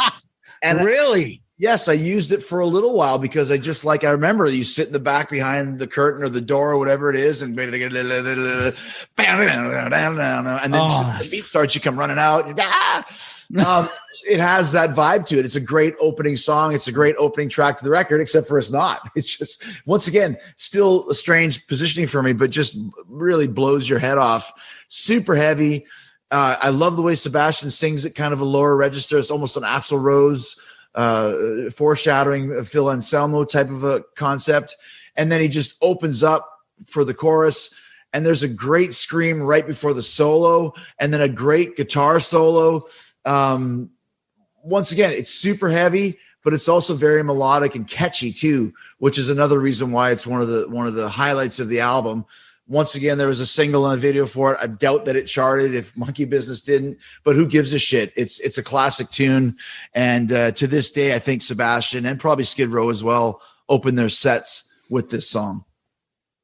I don't want to give Skid Row too much credit here, but I'm gonna do it anyway. It's ballsy after having 2 top 10 hits for these 2 songs to be your first 2 songs. Great. It just is. And it feels like they know something. It feels like they're listening to some thrash, some Metallica, some Alice in Chains. They're listening to something. They're listening to Soundgarden, and they're like, music is changing. We got to get away from I Remember You. We're going to have to go somewhere else. I don't know that to be true, but this is the closest to thrash that I can handle, to be honest with you. Like, they're just touching to where it's still very listenable, but it does have this mix of like a Alice in Chains and then what kind of Pantera brings. There's like this rebel and a modern and a catchiness, which is very, very odd. The dynamics that Sebastian's creating with that deeper voice and then the regular voice, I think it's awesome. It's an unbelievable 1-2 punch on an album. There's no doubt. But if you told somebody that 18 in Life and I Remember You and these 2 songs are written by the same people, nobody would believe you. Right. Yeah, and another thing about it too is it almost, I was going to say earlier, it's got a Kill 'Em All vibe to it, Metallica. And the reason why I say that, not just from the energy and the speed, but Kill 'Em All, if you're a burgeoning guitar player, you can figure out the riffs. It's fairly easy, and I use easy relatively. It's easy to figure out the chords. It's not like a riff. It's just, and this is like that. Like, you can play this. And that's always, to me, one of the secrets to a heavy song. When you get into really riffy music, it's harder to grasp. This is fast and heavy, like Sonny says. It's the borderline of thrash, but yet it's still a very simple riff. That's exactly what I have written down, Chris, for my notes, is that this is Kill 'Em All era Metallica. Wow, nice. It's that very, like you said, quote unquote, simple, just that chugging, thrashing speed riff. And for Skid Row to come out of the gate with Monkey Business and then this, they're telling all their fans who bought that debut album, we're Skid Row, but this is a little bit different, and we're about to blow your face off. These 2 songs are going to do it. I think it's great too, because it shows what Bach can do vocally, and that's what I really love about a singer. We mentioned Axl. We talk about some of the other guys. We talk sometimes even Zeus. Now we talk about sometimes Gene's vocals. sometimes what he can do. I like a guy who can do different things vocally. It makes the song that much more enjoyable, especially when they can flip the switch in the middle of the song vocally. But musically, the song just absolutely rips. I mean, what a great 1-2 punch. Slave to the Grind, written again by Dave Sabo and Rachel Bolan, and Sebastian Bach gets a what do you call it? A writing credit on this. Yeah. It was the second single, didn't chart, of course, number 43 in the UK. And again, I was thinking, wow, this is fucking fast. Your buddies, Hailstorm covered this, Sonny, on their Reanimate EP. The solo, it's about a speed metal. Remember, I didn't like thrash. I thought they were intruding on my music. The whole fucking Lars and his dart and fucking all that shit, shitting on my guys and killing like the what quote unquote hair metal. And I'm like, what are they doing? I don't, to me, I thought it was like, because I watched all the videos and stuff. I thought it was like Anthrax like. I don't know. I wasn't listening to Metallica Kill 'Em All back then, but I did know some Anthrax songs because Anthrax had videos, unlike Metallica. So, yeah, his vocals are insane. The guitar is insane. The lyrics, though, again, Monkey Business, you can be like, yeah, it's a little Youth Gone Wild, kind of, like don't fuck with me on whatever. But then I'm like, what the fuck is this? This is not, who's our poster boy for shit, Tom? What? This is not number one bad boy? This is not Bret Michaels and CeCe DeVille? Yeah, this isn't Razzmatazz. This isn't me. Yeah, this isn't. She got pizzazz like Razzmatazz. This ain't that. No, these lyrics are pretty deep. And apparently they couldn't come up with it. They did the demo, and Michael Wagener thought they couldn't come up with the same vibe or spirit of the song. So they just kept the demo, which is interesting. The video will give you a fucking seizure. If you ever seen the video, it's just, and a lot of the videos just Flash fucking, I don't know, Flash was big back then in the 90s. Everything's just moving. It's like, it's just a lot of just moving parts and stuff. I don't know. I think they're in some warehouse or something. Somebody swinging from a lift. And there's, of course, a shirtless Bach as all his videos. I think that's a running theme throughout all the stuff. Pretty typical of the era, I guess, right? I think the video is just trying to just visualize the intensity of the song. That's the chaos. The chaos of the song is just the chaos visually. Yeah. I remember he's in that white padded room. Yes, which is a pretty cool vibe. Rubber room. I remember, and not so much in this day and age, but I remember especially in my 20s, if something was bugging me or something was getting me down or something wasn't going right, I remember always thinking like, I won't be the one left behind. You can't be king of the world if you're slave of the grind. Like, fuck this. And I also always loved the noose gets tighter around my throat, but I ain't reached the end of my rope. Like those are lyrics that you can, they're almost like, I don't want to say Hetfield lyrics, but kind of Hetfield style, where you'd be at the end of your teenage rope, early 20s rope, and something that James would say would be like, fucking right, James. It wasn't like, AC/DC lyrics or something where it's about sex or Kiss lyrics. Nikki could do that too. Nikki Sixx and Hetfield and Snake and Rachel would give you some lyrics that would motivate you to do more and be better and fuck the world sort of thing. And this song had that for me. Even not just listening to the music, which had the vibe, but just those words. The noose gets tighter around my throat, but I ain't reached the end of my rope. Like, I'm going to fucking cut the noose and I'm going to start fighting back. I just like that imagery. And at that time, because when this came out, I was 20. This was really prime, crossroads of life time. So these types of lyrics could inspire you. Nice. Yeah. All right. Let's move to the next song, The Threat. Once again, I kept waiting for I vividly remember I kept waiting for the shoe to drop. Like, okay, Sonny's laughing because you know what I mean? It's like Monkey Business. And now it's a Slave of the Grind. And now is going to be the ballad, like the threat of losing your love or something. But it's not. And then it starts with this really cool kind of groovy riff. And then it goes to like, I love good chording in a verse. And the chords of this verse, and once again, it's almost like believe in yourself and fight back. And then there's the rhythm, down. Like, it was just as heavy as Slave, but in a different way. And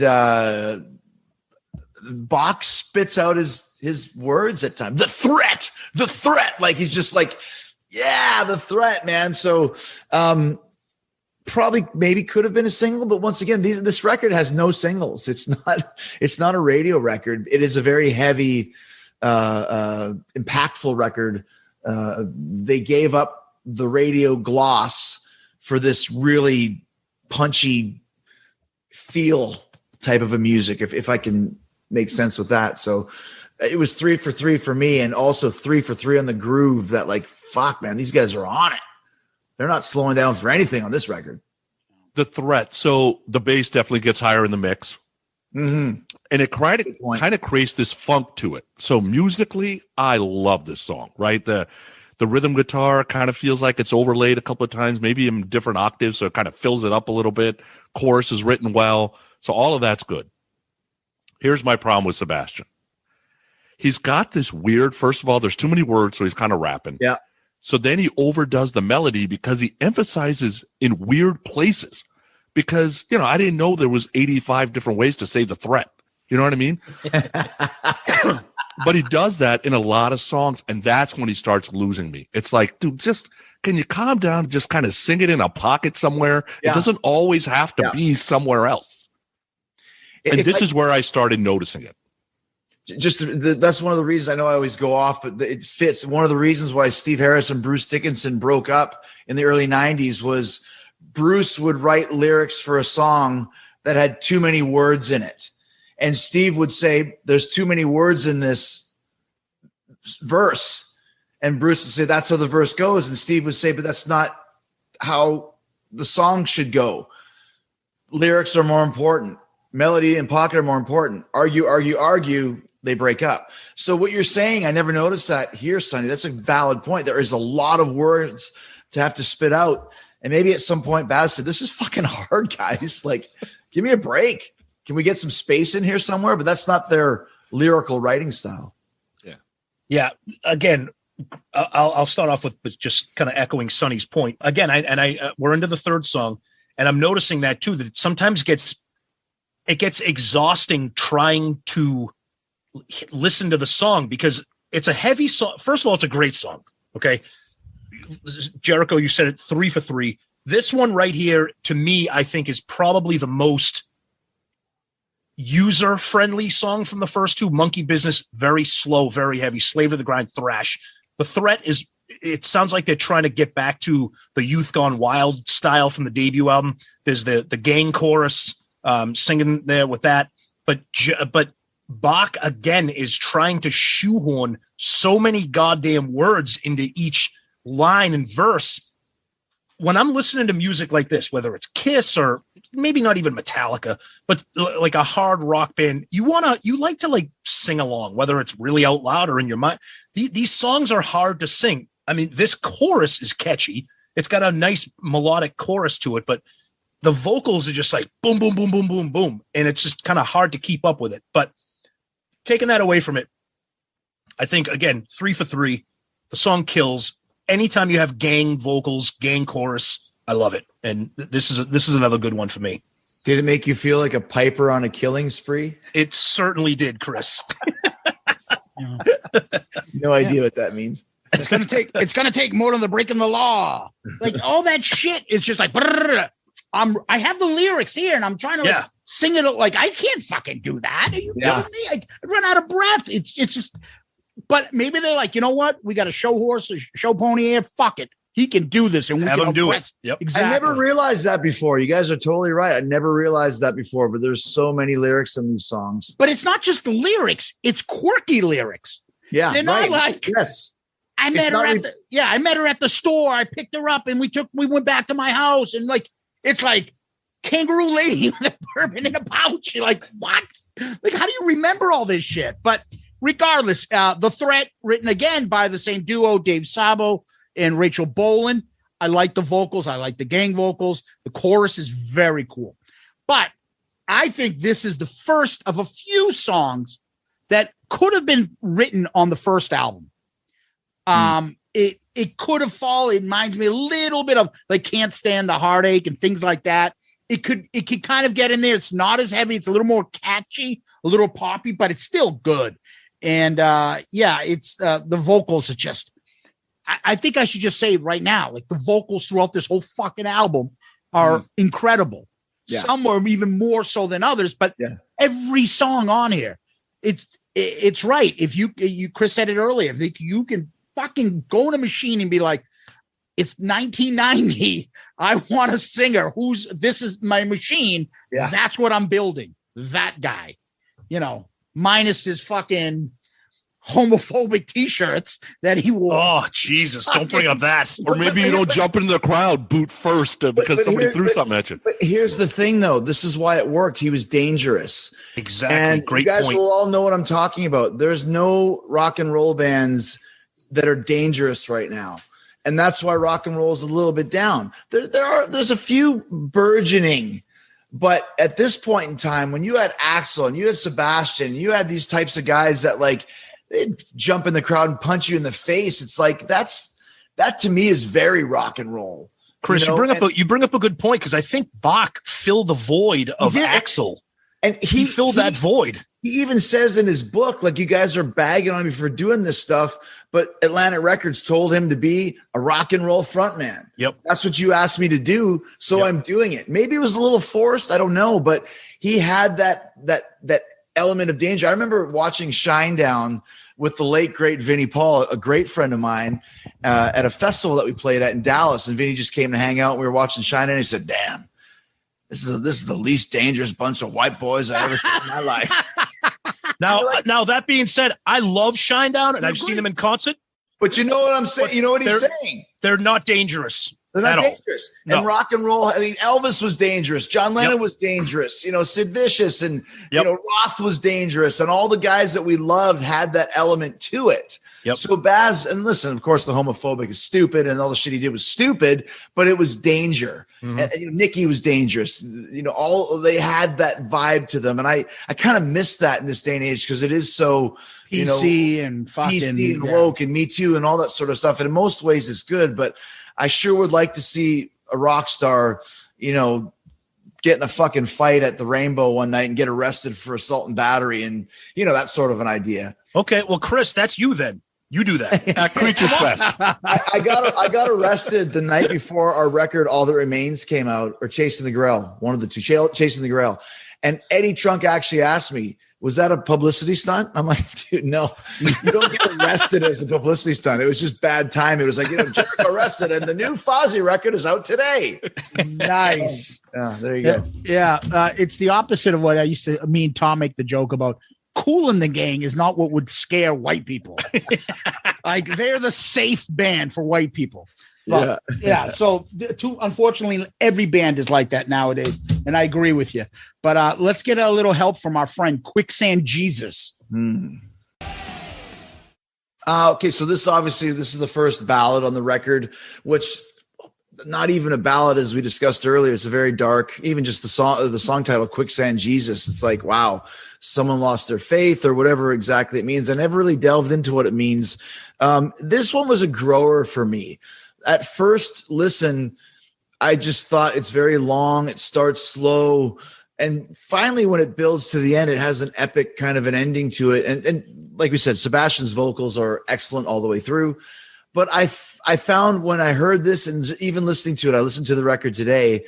Yeah, I love the song because I've heard it for 30 years, but I still feel like, okay, this is where the chink in the armor of the record starts to appear for me, in that if you're going to go as heavy as you did on the first three, you got to go something for the chicks. And this is not a ballad for the chicks. This is a ballad in the same way that My Friend of Misery or The God That Failed on the Black Album are ballads. Metallica did it better with Nothing Else Matters. They didn't have that on this. So I like it now. It's not one of my standout songs for it.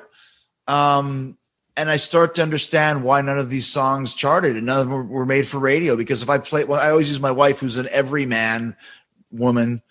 She would be bored of this and not get into it the same way she did with I Remember You, for example. So it's good, but it's not good enough for what I feel they needed in slot 4.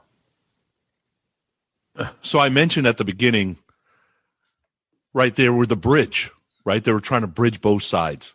Here's an example of the first song that comes that's supposed to bridge the guys or the gals they might have left behind kind of thing. I think this is totally the bang zone. This is when you get Bach at his absolute best. The lyrics lose about 35% weight. He can hold as many notes as he wants to, as long as he wants to. He can do all kinds of vocal gymnastics as long as he wants to. And he can sing the shit out of a dark ballad. It is the Bach go-to. If he could have released 85 songs like this in his career, and he would have been just fine. He can do it. The whole drum accenting, the mood, the feel, you had to go there at some point. You're not going to get all slave to the grinds. I do agree with Chris, though. If you're going to do this, can you just make it a love song and just go all the way? Like, you don't got to go kind of like this dark halfway into a ballad kind of thing. And that's kind of what you're doing here. Now, what's interesting is I heard a story that there was everybody used to hang out at Snake's mom's house. And I guess there's a Jesus statue that's halfway sunk into the ground, and they used to rub it for luck, and they used to call that statue Quicksand Jesus. Oh, that's wow. where it came from. Nice. Wow. That's what that means then. Yeah. So, all right. For me, I love this song. And I love it because to me, this really, really strongly showcases Bach's ability as a vocalist. Agreed. I love the fact that it's kind of an epic ballad, and I like the fact that it's a dark ballad. I like that it's not "I Remember You." I like that it's not a love song. These types of songs I love. Chris, you brought up a great point talking about the Black Album with "My Friend in Misery" and "The God That Failed." You know, those are on a different planet compared to this. But when you're talking about a dark ballad, I get what Skid Row is trying to do. This is the fourth song on this album. And you've gone from Monkey Business to Slave to the Grind to a song called The Threat to a song called Quicksand Jesus that has nothing to do with hugs and kisses. The party's over if you're a chick right now with this album. You're pretty much not listening to this anymore after this song. But that's okay. But for me, I think this is a standout track. Bach shines on it. I think the band shines on it. And I love a long, epic building ballad. And I think this is just a really, really good version of that. Quicksand Jesus, again, Dave Sabo, Rachel Bolan. It's the fifth single, didn't chart. Right, the first ballad. But even, going to what Chris is saying, even Guns N' Roses, they went to Patience. They went to Don't Cry. Yep. I mean, I know Estranged in Sweet Child November. of Mine, yeah. Yeah, but Estranged in what's the other one there? November Rain. It might be not so much a ballad, but it could be considered a ballad. Yeah. If you want to say it's like a little Quicksand Jesus there, but they still put one of these songs should have been about love, lost, or something. Mm-hmm. One of them. The thing is, they could kind of, I feel, get away with this shit, meaning keep the guys and get the guys into this, because guys are starting to get into Metallica, Guns N' Roses, but they still going to have the girls in their back pocket because of their lead singer. Mm-hmm. So I think they were like, we can get away with it because he's still going to get girls for us. But because of the lead singer, I agree with you. But once again, because of their past history, you got to give just one to the girls. Yeah. Like even Lars figured that out, and James with Nothing Else Matters. That's like, as a Metallica fan, when Black Album came out, after this came out, I was like, things are fucked when Skid Row is heavier than Metallica. That's how. And when you listen to, think about me as a true-blooded Metallica fan from Kill 'Em All on. Yep. Justice for All. Then Black Album. It's like, it's amazing now, but at the time you're like, where's my Metallica? And then Slave to the Grind is out there. You're right. Yeah. Now I think about it, you're like, right? Shit, so true. And then Nothing Else Matters released. I'm like, fuck, they're really pushing my fucking patience here, man. Yep. Like I don't even want to deal with this anymore.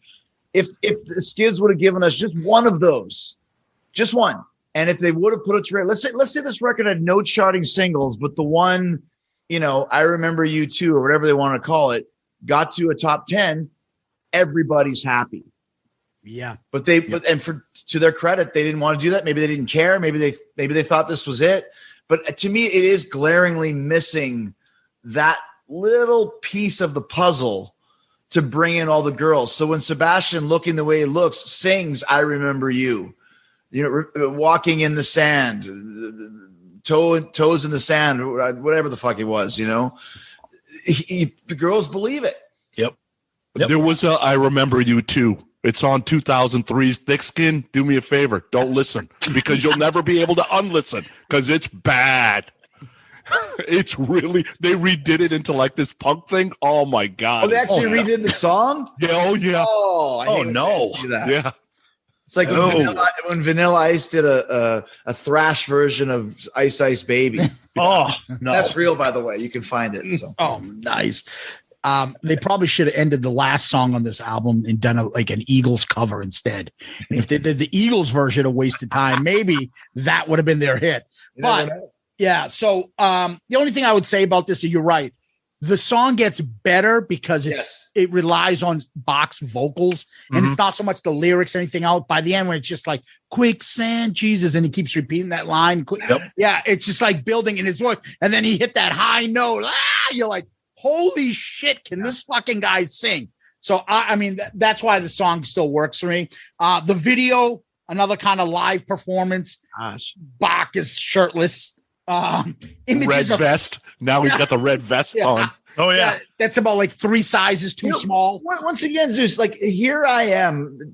No pun intended. Once again, here I am, a huge Skid Row fan. Especially, I didn't even know there was a video for "Wasted Time," which shows how much play it must have got. Like I was in Canada, so we didn't have much MTV. We had much music, but still, much music would play everything that was going on. I would tell you this: I thought I know this album better than any of these 3. Maybe not you, but these 3. I didn't know there was another video besides "Monkey Business." I honestly, because I was in college. You know how I know there are videos? Every time I listen to a song, I have it on my computer screen. I always got to pull up the lyrics. So I'll Google the song and the lyrics come up, but above it will always say if it's a video. And it'll say original video, or it'll be like, just the words in the video. Yeah. And I'm like, is this a real video? Is this like a what do you call a fan art video? A fan video. Like, oh, it's a fucking video. And there's like 6 of them. I'm like, oh, fuck. Holy shit. Somebody at that record company must have been like, what the fuck? None of these are charting. We're doing all these videos. Somewhere along, someone got pissed. But let's go to the next one. Psycho Love. So this to me is kind of son of Piece of Me. Yes. Zeus will tell us the stats, but I'm pretty sure probably Rachel wrote this by himself, just as he did Piece of Me. It's cool, but once again, so now I'm starting to get hip to what they're doing. It's almost like a Black Label Society record where let's just take every heavy horror movie sounding title we can use. Quicksand Jesus, Psycho Love, Creep Show, Riot Act, what's a heavy sounding tune? I think once again, as I listen today, it's something I love this record. Yeah. But to me, it almost suffers a little bit of the Hot in the Shade syndrome in that would this have been a better record if it was pared down to 10 songs? I don't know. But this is not one of them, but it's kind of getting to the point where this is kind of getting a little stock for me. I like the Skid Row punk influence. Obviously, that's what Rachel brings to the table. He always has that vibe and that attitude in his songwriting. But this one, to me, there's not a real hook to it. It's just Psycho Love and Feel My Psycho Love and Love My Psycho Love. And, like I said, in the right mood, it's cool. It's heavy. But if you were to say to me, hey, Chris, pick some songs off Slave to the Grind as we're at the barbecue or wherever the fuck we are at, Zeus's house, have at a sleepover. I would not choose this one. So I think it's cool when I hear it, but I would never pick this song or put it on a mixtape or put it on a playlist since we're in the 2020s now. There is no more mixtapes. So that's kind of my call on that. Yeah, there's a love-hate for me on this thing, too, because, I don't got a problem with the songs about a crazy chick, prostitute, whatever. I got no issue with that. I think the riff is great. I think that the bass is going, and then the rest of the music kind of answers in the music. I think that's great. But one thing about Rachel, man, when it gets too punk, he loses me. That's exactly when he loses me. It's like, I don't want to listen to any of your punk influence. I'm the same way with Duff. The minute Guns N' Roses gets too punk, I'm like, goddamn Duff, just back it off just a little bit so I can listen to this damn thing. The breakdown doesn't work on this song for me. It just feels like they're just trying to be too cool. And it actually gets worse. We'll get to it in a minute. But yeah, this thing, they kind of lost me here. Like I said, Sonny, if this was taken off the record and made as a B-side, yeah, Japanese single. There you go. Yeah, whatever. And I would probably really say, hey, you guys got to hear the song Psycho Love. Have you heard it? Oh, you guys got to hear it. Like, I was always that guy. Yeah. You know, have you guys heard Cross-Eyed Mary, Iron Maiden? Oh, God, you don't know what you guys are listening to the wrong Iron Maiden songs. I feel the same way with this. There's one or two that we could pull off, make a really cool EP with some live tunes, but leave this record kind of at a different level. And I feel this is one we wouldn't miss if it was gone. Yeah. Haunt my house of pain and feel my psycho love. Settle the fuck down. Fucking relax. And then there's that. We get it. You guys are so crazy. In pro wrestling, I'm always very cognizant of the catchphrase. Give us the catchphrase right there, Tom. Give us your catchphrase. That's it. Haunt my house of love, and haunt my house of pain. No, but the catchphrase is settle down. Oh, settle down. Settle down. You guys got to make settle down T-shirts. We'll get T-shirts. Settle down. Yeah, I mean, we do say that a lot. I mean, I like I like the intro with the slap and bass. It reminds me of the Chili Peppers. I'm a fan of the Chili Peppers. I get big time Chili Pepper vibes from. There's a couple other songs. I'll bring that up later too. But lyrically, whatever. Like Chris, you said it. We get it. You guys are dark and heavy and scary, and the song is okay. But at this point, you're starting to get a little bit kind of tired of the vibe of what's going on with this album. But it's okay. It's the first song I would consider okay on the record so far. So Psycho Love is written only by Rachel Bolan, in which I think this is what you get. You get the guy, all right, who let the fucking bassist write the song? Yep. It starts with the bass riff. It's got a couple bass breakdowns, right? He just kind of took control. And, who's going to step up and say, hey, cut the shit? Dude, he's on every song. It's his band, basically. Yeah. Right. But he's got, even Snake is off on a couple of these, but Rachel is on every fucking song. Who's going to tell him, no, we're not doing this one? So I get it why it's on. It's not a bad song. So when I listen to this album, if I'm in the car and kind of just driving, doing my thing, not really rocking out in the car, I let it play. I don't sit there and be like, oh, the song's awful. Change next song. Like, I like it. I don't mind it. Because I like Bach's vocals, and he just makes it work. And he's got that the growling kind of voice on this one, which I like.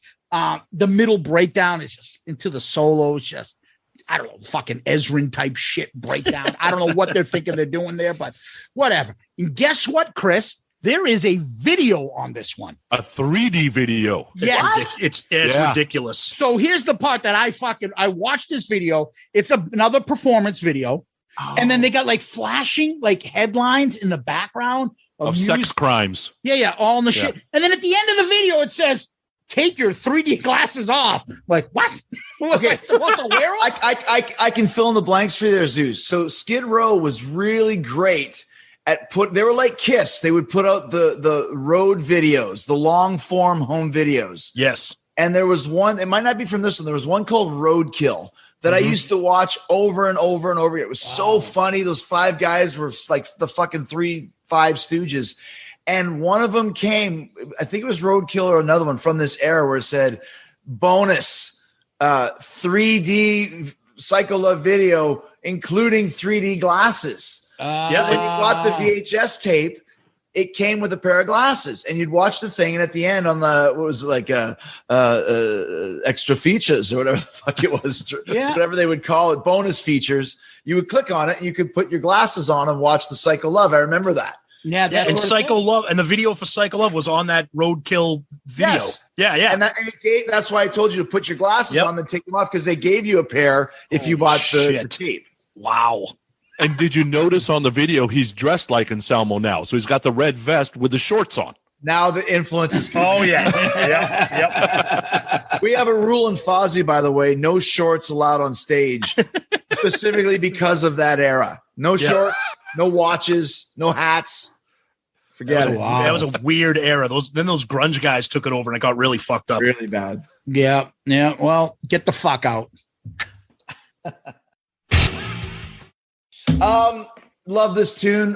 Just the audacity of "Get the Fuck Out," and it's about some poor, rats, as we call them in wrestling, as you call them, groupie. I was like, these guys are just really shoving it down our throats that they're super heavy and they really don't give a shit. Get the fuck out. You ain't my old lady and you ain't a tattoo. No need to whisper, no need to shout. This party's over. Get the fuck out. And I was like, it's kind of mean. Well, it's a little Rod Stewart in the morning. Yeah, that's so. In the morning, kick you out the door. Yeah. Right? But good call. Yeah, stay with me. But the vibe of it, I like the riff. Once again, I'm a sucker for a cowbell. The chorus, to me, the pre-chorus is catchy. There is some pop element to it. Yep. Not that this would ever get airplay anywhere because of "Get the Fuck Out." And I was probably 2-3 years into this album before I knew that there was a version that didn't have "Get the Fuck" on it. The only reason I knew that Beggar's Day existed is because I saw it in Japan. I used to wrestle in Japan quite often. And I think it was about 94 when I was just looking through and I saw Skid Row, maybe when 95, maybe when Subhuman Race came out. And I saw, well, there's another song on this. So in Canada, there was no other version. It was "Get the Fuck Out." And that's just the way it was. So it's a fun song. It's cool. It's not specifically memorable in any shape or form, but the audacity of calling it "Get the Fuck Out" and being so angry, I always kind of thought it was cool to listen to. Okay, so if you're going to have a brash song that says "Get the fuck out," and you got all kinds of gang vocals on all these other songs, why is the hook "Get the fuck out"? Like, I don't understand why the hook is like that. This song is absolutely unnecessary. This is trying too fucking hard. Like, when I hear this song, I'm like, these are the same guys who wrote Monkey Business or Sweet Little Sister? There's no way. Yeah, trying too hard. Beggar's Day is 5,000% better than that. No. I cannot handle this song. Anytime this comes on shuffle, skip. Wow. There we go, Sonny. I'm like Chris. I think it's a fun song. I like it. It's ballsy. It's stupid. It's kind of like an upbeat, like punk style, like Guns N' Roses. I could picture Guns N' Roses putting this on like GNR Lies, like just a throwaway kind of fun song. It's the first song on the album where I'm like, okay, they're not taking themselves too seriously. Like, yeah, okay, we're still badass. We're still dark and angry. Get the fuck out. But it's the first song where it sounds like they're having a little bit of fun as a band. So I like it. I think it's cool. I mean, when I'm listening to this at work, I'm like, I had to friggin' make sure the volume on my computer was turned down because I'm like, Jesus Christ. But all that being said, Sonny, I'm with you. Beggar's Day, way better.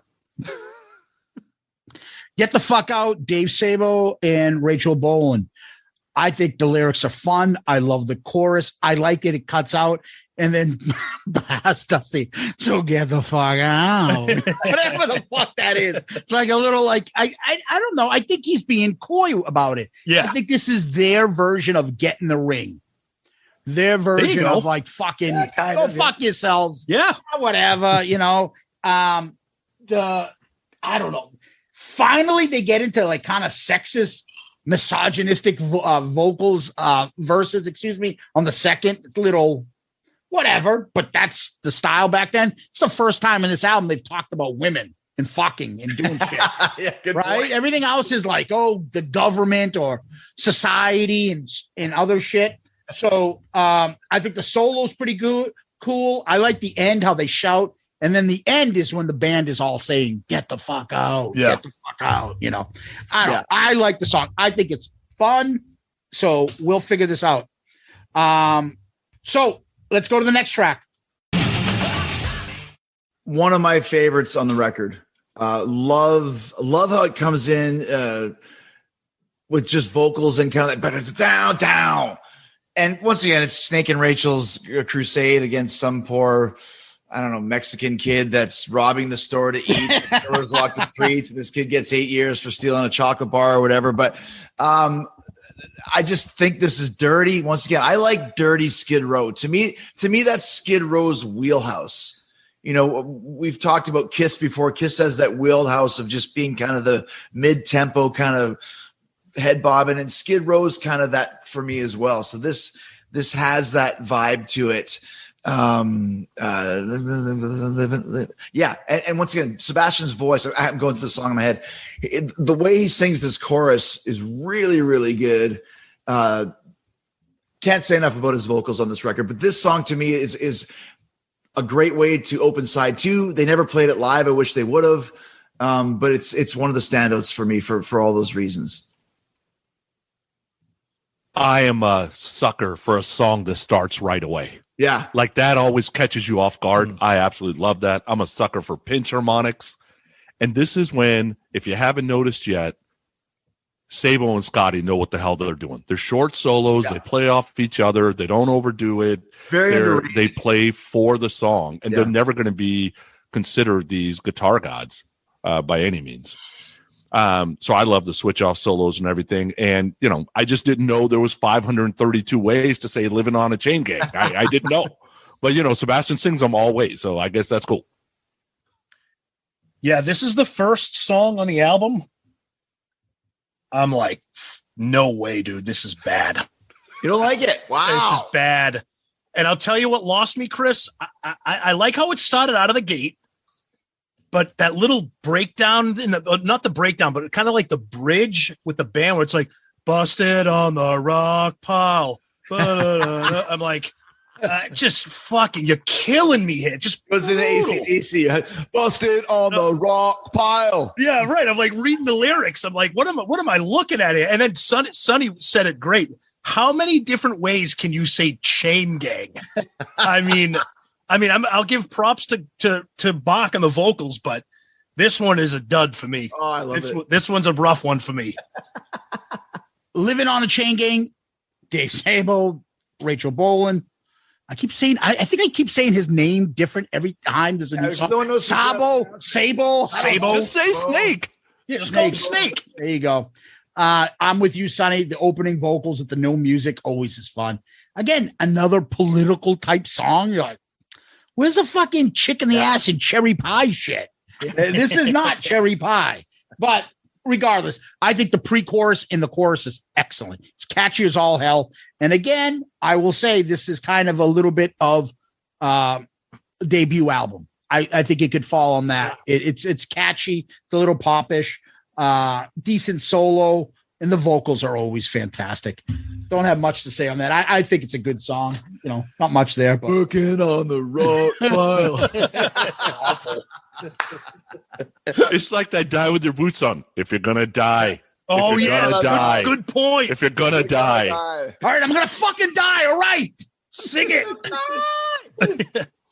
All right, let's go to the Creep Show. Yeah, man. This is one of those ones. If they would have left it off the record, I wouldn't have even noticed. It's kind of a B-side dressed up as an A-side. This reminds me of when we did the Rat classic album Clash, and there was that one song. What's the first song on the second side of with the phone ringing? Oh, got me on the line. Hello, the lines or something. Yeah. Hello. I had just listened to Between the Lines or whatever it was. Oh, Between the Lines. Okay. Is that the one, Between the Lines? I think that might be. Got Me on the Line. Got Me on the Line? No. I'll figure it out. Anyways, there was a song that I heard on that record that I had no memory how it went, and I just heard it 2 hours prior. And that's what I feel for Creep Show. My baby's working on the Creep Show. What are you fucking talking about? Settle down.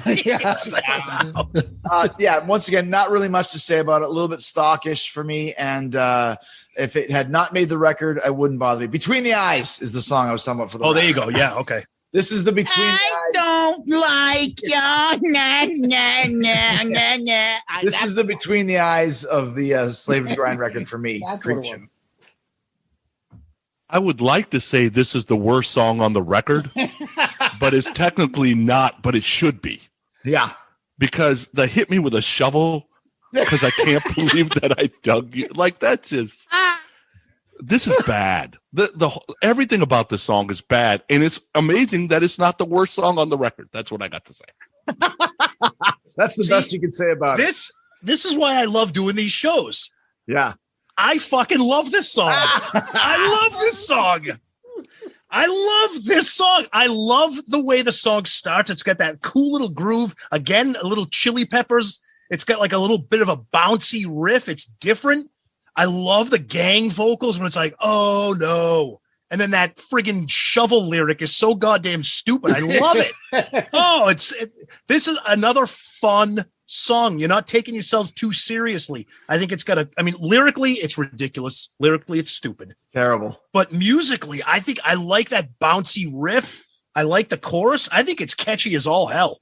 And it is not the worst song on the album, Sonny. But we haven't, I don't think we've gotten to that yet. If you can Zeus, tell him who wrote the song. Rachel Bolan, Scotti Hill, and Rob Affuso, the drummer, gets a writing credit. This is what happens when you let the drummer write a song. Probably right.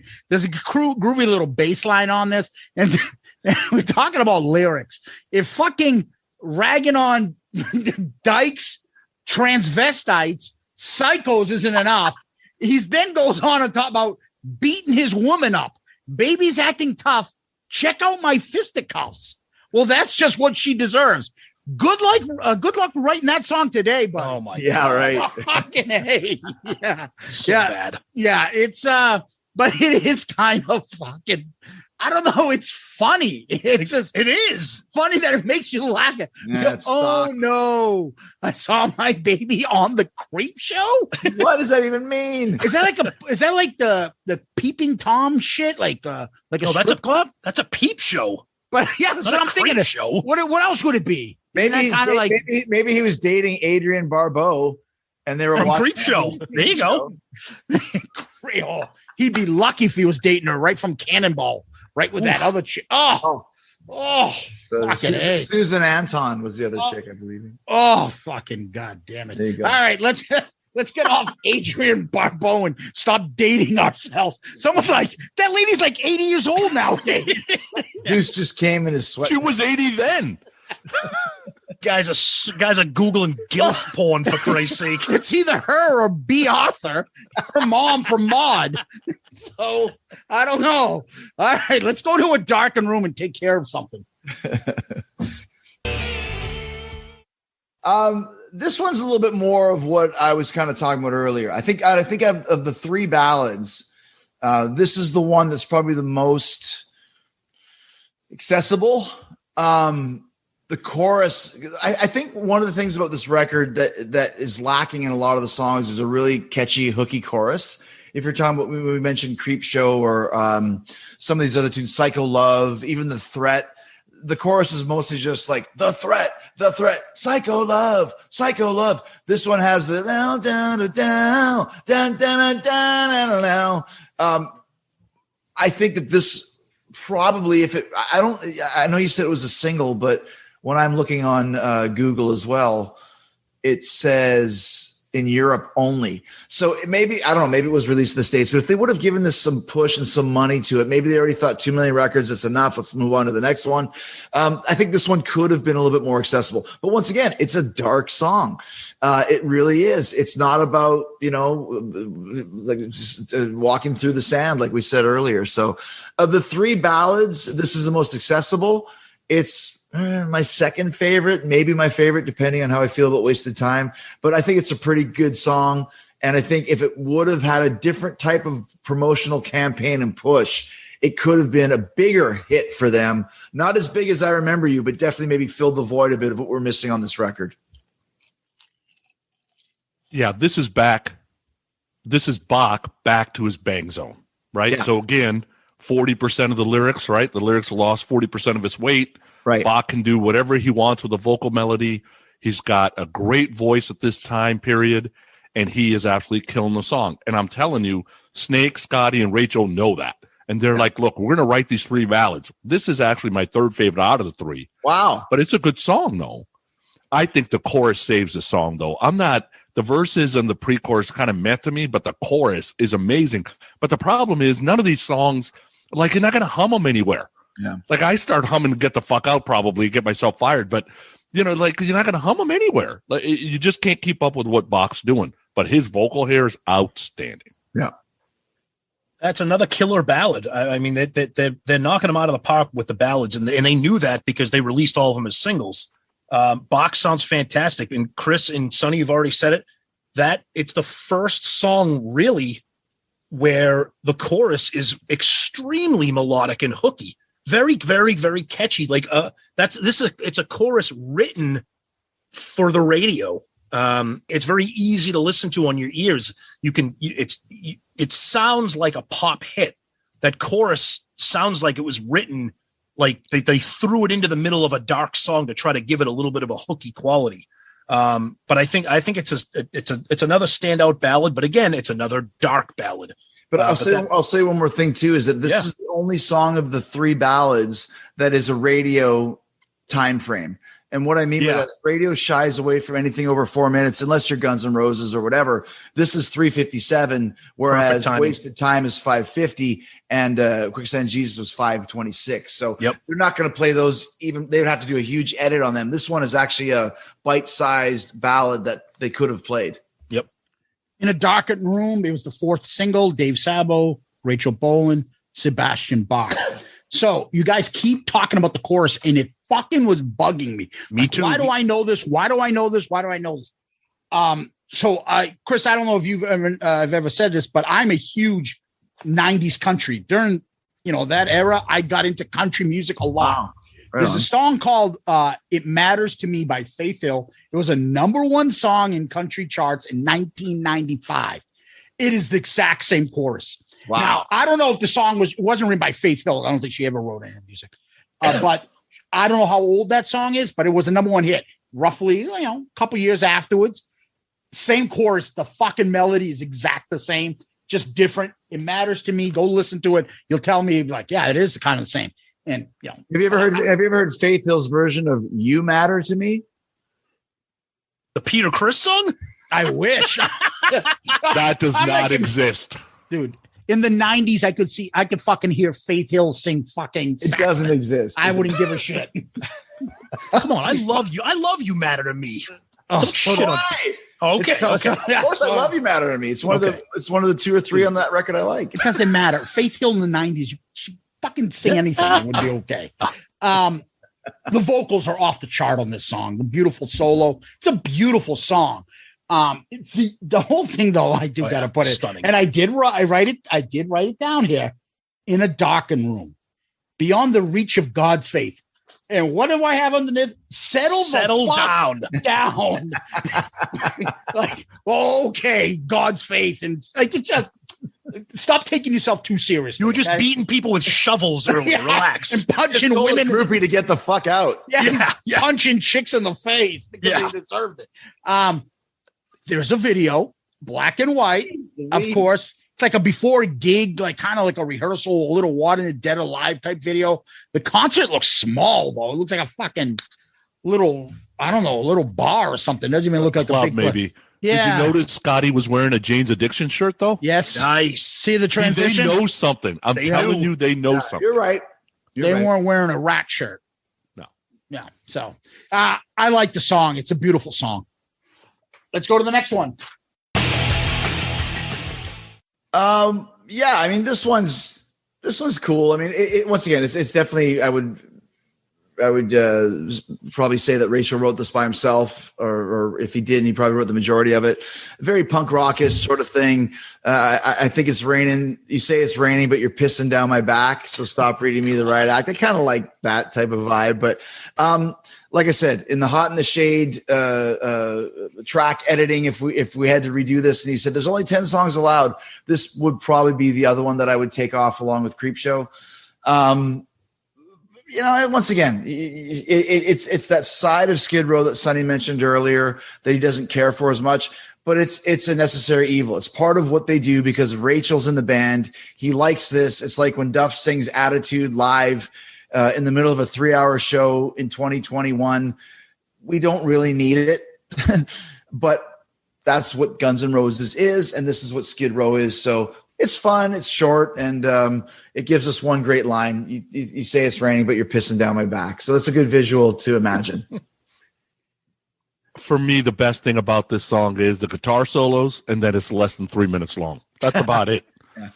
because here is a perfect example of I get it. From 1989 to 1993, Sebastian can do anything he wants with his vocals and make it work. That doesn't mean you should. Good call. Right? Because here he is annoying. Some of the stuff he's doing, I'm just like, come on, dude. Just leave it alone.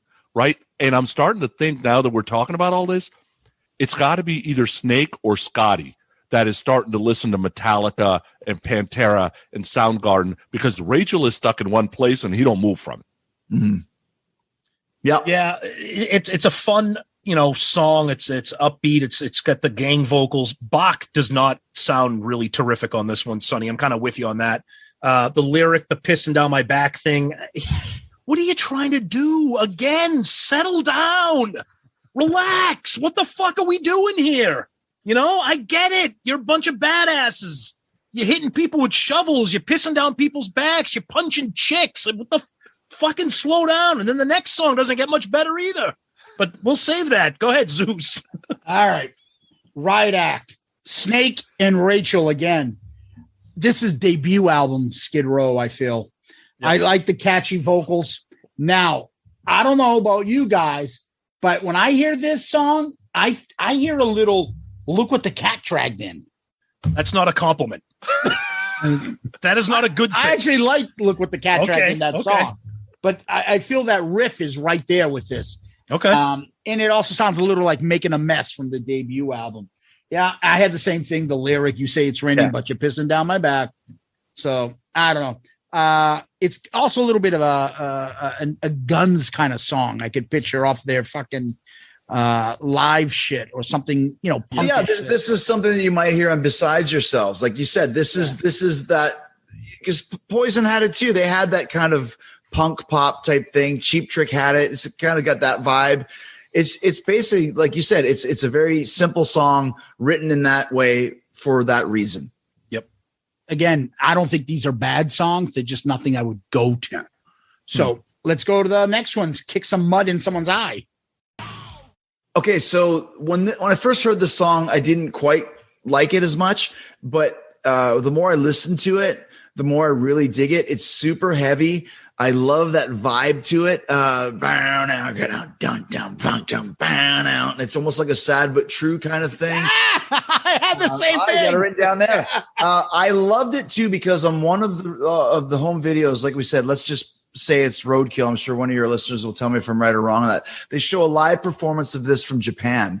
And that's when I really got into it, because I remember it's like, oh yeah, here comes the boss, Bruce Springsteen. He says that. And I'm like, oh, the boss. And then he goes, mud kicker, yeah. Instead of saying, here's mud in your eye, he goes, aishimasu Nihon. And that means I love you, Japan. And I just always, like, every time I hear that song, mud kicker, yeah, aishimasu Nihon. Really like the heaviness of it, but I've always been a grower when it comes to those really heavy tunes. And this, like I said, at the time, I thought it was okay. Now, at this point in time, it's one of my favorites on the record, because it really kind of epitomizes this album for me. Going back to what we said from the start with the Monkey Business vibe and the Threat vibe, it's more of this real kind of cool, I keep saying dirty and slimy riff. I think Sebastian sings it really well. It's got a pretty cool pre-chorus. And I ain't the child of your disgrace, mud kicker into my face. I feel the world's been crucified, mud kicker. Yeah, here's mud in your eye. I love it. One of my favorites on the record. Give me Big Guns instead. I listen to this song and I'm like, God, you thought Creep Show was bad. Here's this. Like, this is bad. Like, I get it. They're trying to get back to the metal, but there's a lot going on in this song. And every time I hear Sebastian start talking, I'm like, what the fuck are you talking? First, I got to hear you say living on a change gang 40 through 100 times a different way. And now you're just talking in the song? Like, just shut up. There is nothing I like about this song. Nothing. Yes. Zip. Sonny, I'm with you, brother. Danger. Sonny, you hate Danger. I love Danger on Shout the Devil. This is this version here on Save the Grind. Danger. Such a fucking killer tune. Go ahead, Sonny. Tom. I'm with you. The song, the opening riff it's a slow, painful riff, kind of like a sad but true thing. I think the vocals are just not great. The chorus is horrible. The song is just not good. It's just this. There's no, look. I don't want to say what I think of the album in general, but this song is just.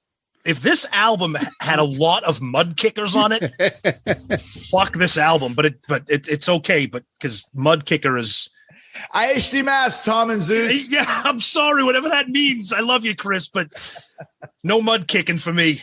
Mud Kicker, written by Rachel Bolan, Scotti Hill, and Sebastian Bach. Wow. I had the same thing. Sad but true. Nice riff. He's got that screeching voice, but he's got that. Chris, you'll know what I'm talking about. Years ago, and I'm going to throw a little wrestling into you. The Rock did a promo where he was copying all you guys, and I think he did one, and then he did Triple H, in the game, and I'm going to beat ya. That's what he's doing with this vocal on this. Everything's like, yeah. After every other word, he's doing that. Yeah, and there's mud in your eyes. Yeah. I don't know what the fuck he's doing, but he's doing that. But guess what? I fucking like it. Oh, jeez. I like the way he's doing something different. It reminds me of when I listened to Appetite for Destruction. I'd be like, oh, who's singing the second song? That's not the first guy singing. Welcome to the Jungle is not the same guy singing. It's So Easy, right? That can't be. I like that he changed his voice finally up. And he can do that and he can pull it off. And I fucking, here's mud in your eyes. I love that shit. Oh, boy. That fucking just vocal part of it, fucking love it. Makes the song. It's a nice little solo. I'm not going overboard. I'm not saying the song's the best on the album, but I like the song. It's a good song. Ready to move on to the last track? Absolutely. This one to me is this is an epic tune. You know, it's a great album closer. There's a lot to unpack with this song. Because most great songs have that. Would never be a hit on the radio at almost 6 minutes. If I had put together this record, I would make this song the last song as well, because it's got kind of a really cool coda at the end, almost like Take Me Away, Together as One, where it has that down, down. I feel that, you know, it changes. It's almost like November Rain or Locomotive, where there's something different on the other side of it. Sebastian, once again, singing great, but I like the lyrics, You and I Together in Our Lives. But I think this song is the epitome of his vocals. He sings it so well, and every note, I don't know, maybe it trills and his vibrato and everything. And the most accessible chorus out of all the ballads, and maybe out of all the songs on the record. The only problem is they fell into the trap where it's too long. It's too long to be a single. You couldn't edit it because it needs to be epic. That's how it was written. So it's kind of caught in the middle of a song that's basically an album track, because they didn't play it live. They're not Iron Maiden, where people are conditioned to long songs. And I kind of think it just fell through the cracks as a result. So, and that shows me once again that Snake and Rachel and the whole team didn't give a shit. They wanted to just make the record they wanted to make, and to hell with it. And it worked from a sales standpoint. From a charting radio standpoint, it did not. But this is definitely one of the highlights on the record for me, and one of the highlights of Skid Row's entire discography. Wasted time. So there's a pain to this song.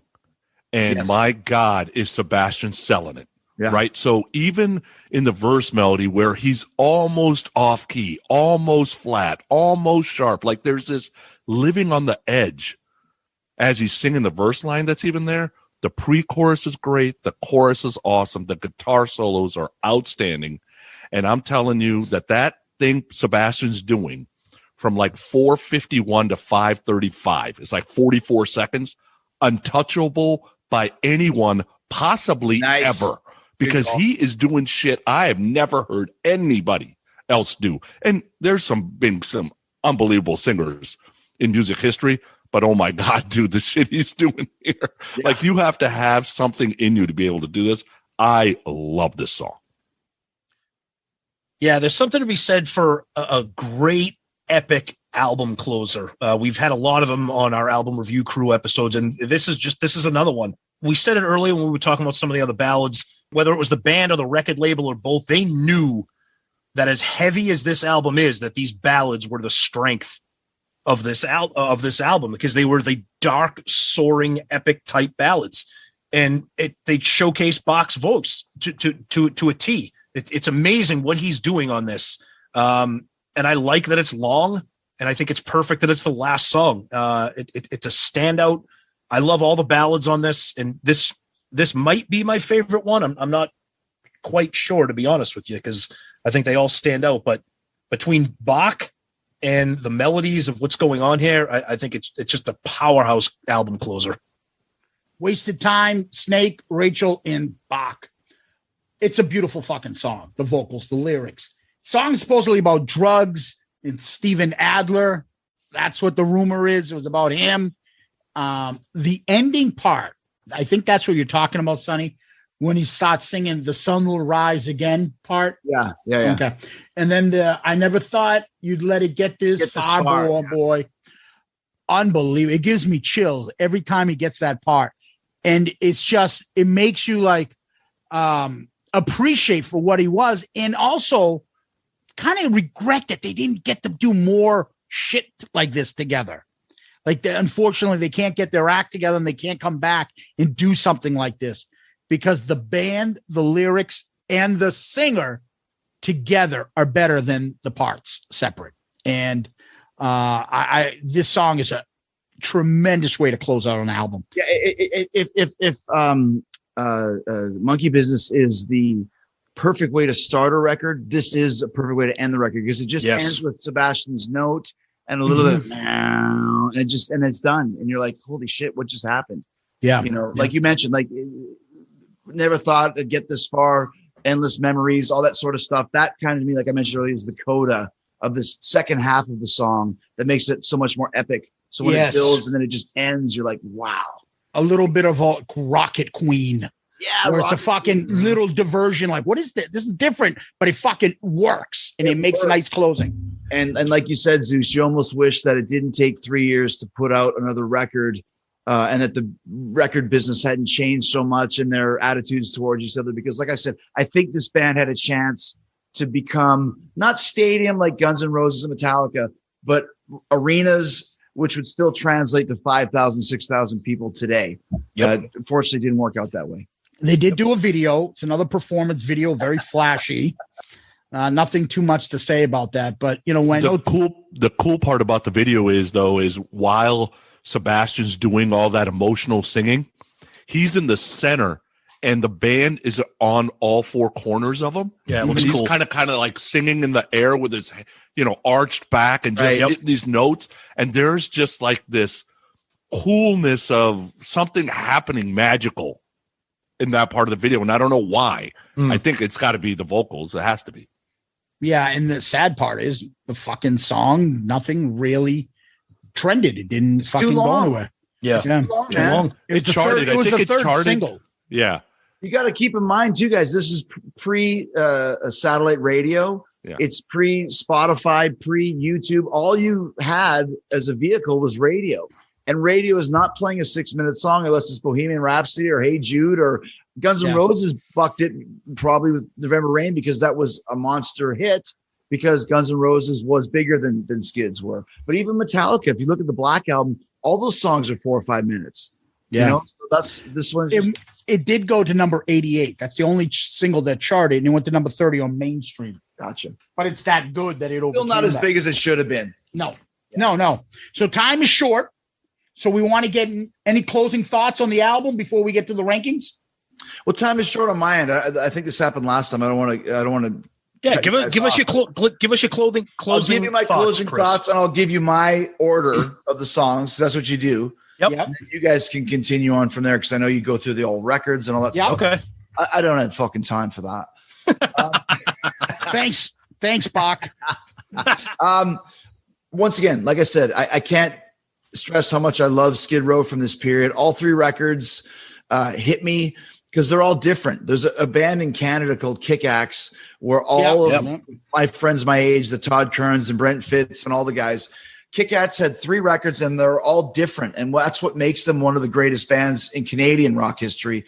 Same thing with Skid Row. You can't really compare Skid Row to to Slave of the Grind, to Subhuman Race, because they're 3 separate records, and they're all brilliant in 3 different ways. Obviously, we're picking apart the tunes that we don't like, but it's still a 10 out of 10 record for me, because of the positives, and the minors are still like, fuck, you don't ever hear them again, but they're still pretty cool because of the band and the time frame of that era. So that's why I wanted to be involved. You know, if you guys would have picked freaking Great White, Twice Shy, I would have said, go fuck yourself.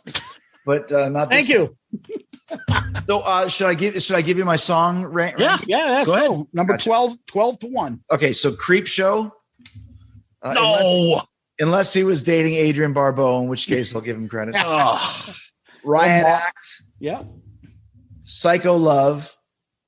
Quicksand Jesus. Get the Fuck Out. In a Darkened Room. Living on a Chain Gang. The Threat. Number 4 is Mud Kicker. Wasted Time, number 3. Slave to the Grind at number 2. And Monkey Business, number 1. Nice. And I'd be very surprised if that's not the case for all 4 of us, but you never know. Never know. What do you guys call this? I can tell you it's not for one of us. Oh, there you go. Oh, Pooney's always got to be the son of a bitch. He's going to pick Creep Show as number 1. Maybe I will. What do you guys call this? This is your album review? Or album review crew. Yep. The album review. That's very catchy. Of course it is. Wait a minute. Album review crew. Oh, I got it. Okay, settle down. Okay. Yeah, so that's my thoughts on this record, guys. Thank you so much for including me. I look forward to hearing your thoughts when I don't listen back to this when it's finished later. Chris, you're the best. Thanks for joining us, buddy. Have a good night. I'll see you in a couple of months. I'll be the guy that threw the tomato at you. I'll be the guy that catches it and throws it right back and hits it right in your Vince McMahon pompadour. You stupid son of a bitch. You're lucky I even came on this show in the first place. I hate you. See you later, Chris. Wow. Gotta love it. All right, Sonny, you want to give us your final thoughts on the album? Yeah, like I said, I love the first album. This second album, it's okay. There's songs I like, there's songs I don't like. And it's really because they're riding that edge for me. They're almost crossing that line of punk I don't like.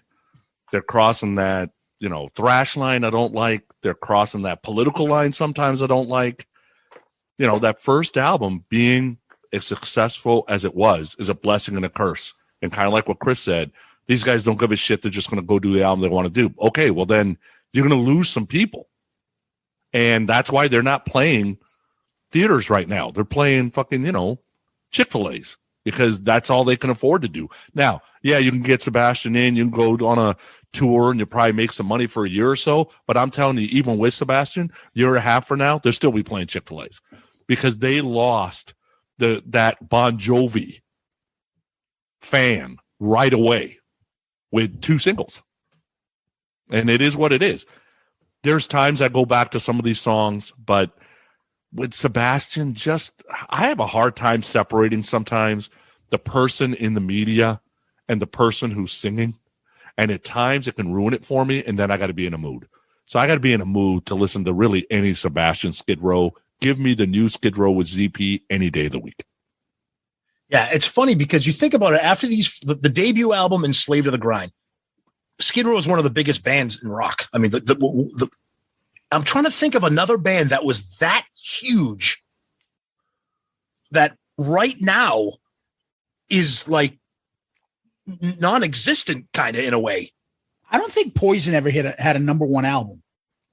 No, they had a number 2 album. They never had. They had a number 1 hit though. They had a number 1 hit. But I don't think Warrant ever had a number 1 hit album. I'm just thinking of other bands. You know how rare it is that they went to number 1. Yeah, but you gotta throw some of that out because SoundScan wasn't using actual sales before 91. That was the whole reason why they ended up number 1. Right. It was this whole shit, pay to play, who that kind of shit. But I'm even talking about the tours that they did, opening for Guns N' Roses, then headlining a tour with Pantera and Soundgarden. Like they were on top of the rock world. No, that's what I'm saying. Like they were now step above those other bands. But think of all those other bands in that era that are still either, whether they're on the Kiss cruise, the Monsters of Rock cruise, or they're doing something, or they're playing triple headline shows. Skid Row's really not doing any of that. And if they are, it's not the Sebastian Bach version. Well, Bach which according to Sonny, you prefer, but not that he's Bach's not doing it on his own either. That's Bach on his own can't sell a Chick-fil-A. Well, he was supposed to be on the Kiss cruise, but we'll save that story. Hey, dudes, I forgot my fucking passport. But anyways, talking about the album, I guess just wrapping up thoughts on the album. So I never owned the album. I've never been a huge Skid Row fan ever. I've been a hits guy because I don't like Sebastian Bach's vocal stylings. I know people heap praise on top of praise on top of praise, and that's great.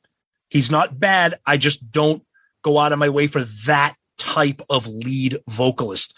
I prefer guys like a Coverdale or a Joe Lynn Turner, or even a guy like Dokken that has a little bit of nuance, a little bit of soulfulness, melody, can scream when they have to, but can kind of pull it in when they need to.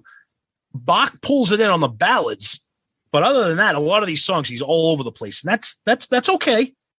But the other problem with this album is the songs themselves. A lot of them are just not hooky, memorable songs. Monkey Business, fucking great. Some of those other songs that we were joking about, like Get the Fuck Out and Psycho Love and Creep Show, they're fun. The ballads are well written and they sound good.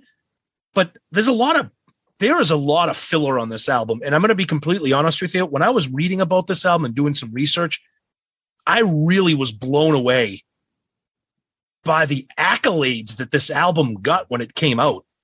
Because I just don't see it. I feel like the accolades were given because people were like, holy shit, this is so hard. This is so heavy. Did people listen to the album? Because there's a lot of junk on this album for me.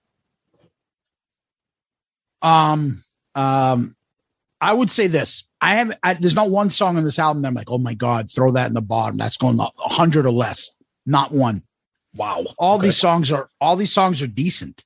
There's nothing wrong with it. The music is all decent. There's nothing bad about the music. That's a great word. That's a great word to use. Decent. Yeah. Mediocre. No, but I'm talking about, like, at worst, the songs. And then there are a bunch that are fucking great, good to great. Okay. That's how I look at it. We have so many albums that we've done that have some fucking horrendous songs on it. Yes. Just terrible that I can't listen to. So when I say to you, there's nothing bad about this, everything's at least decent. I'm not saying at best that's what I can say about this album. I'm just saying, to me, that's a bonus. There's no Then She Kissed Me on this album. There's nothing that you're like, oh my God, this just fucking brings it down. For me, that's for me. But there's a couple fucking standout tracks. I love his voice. I do. The one thing that I can say that I think we're all kind of trying to say it is, although the music at worst is decent, at worst, it's not hooky. Correct. It's not as melodic. Even their first album wasn't as melodic.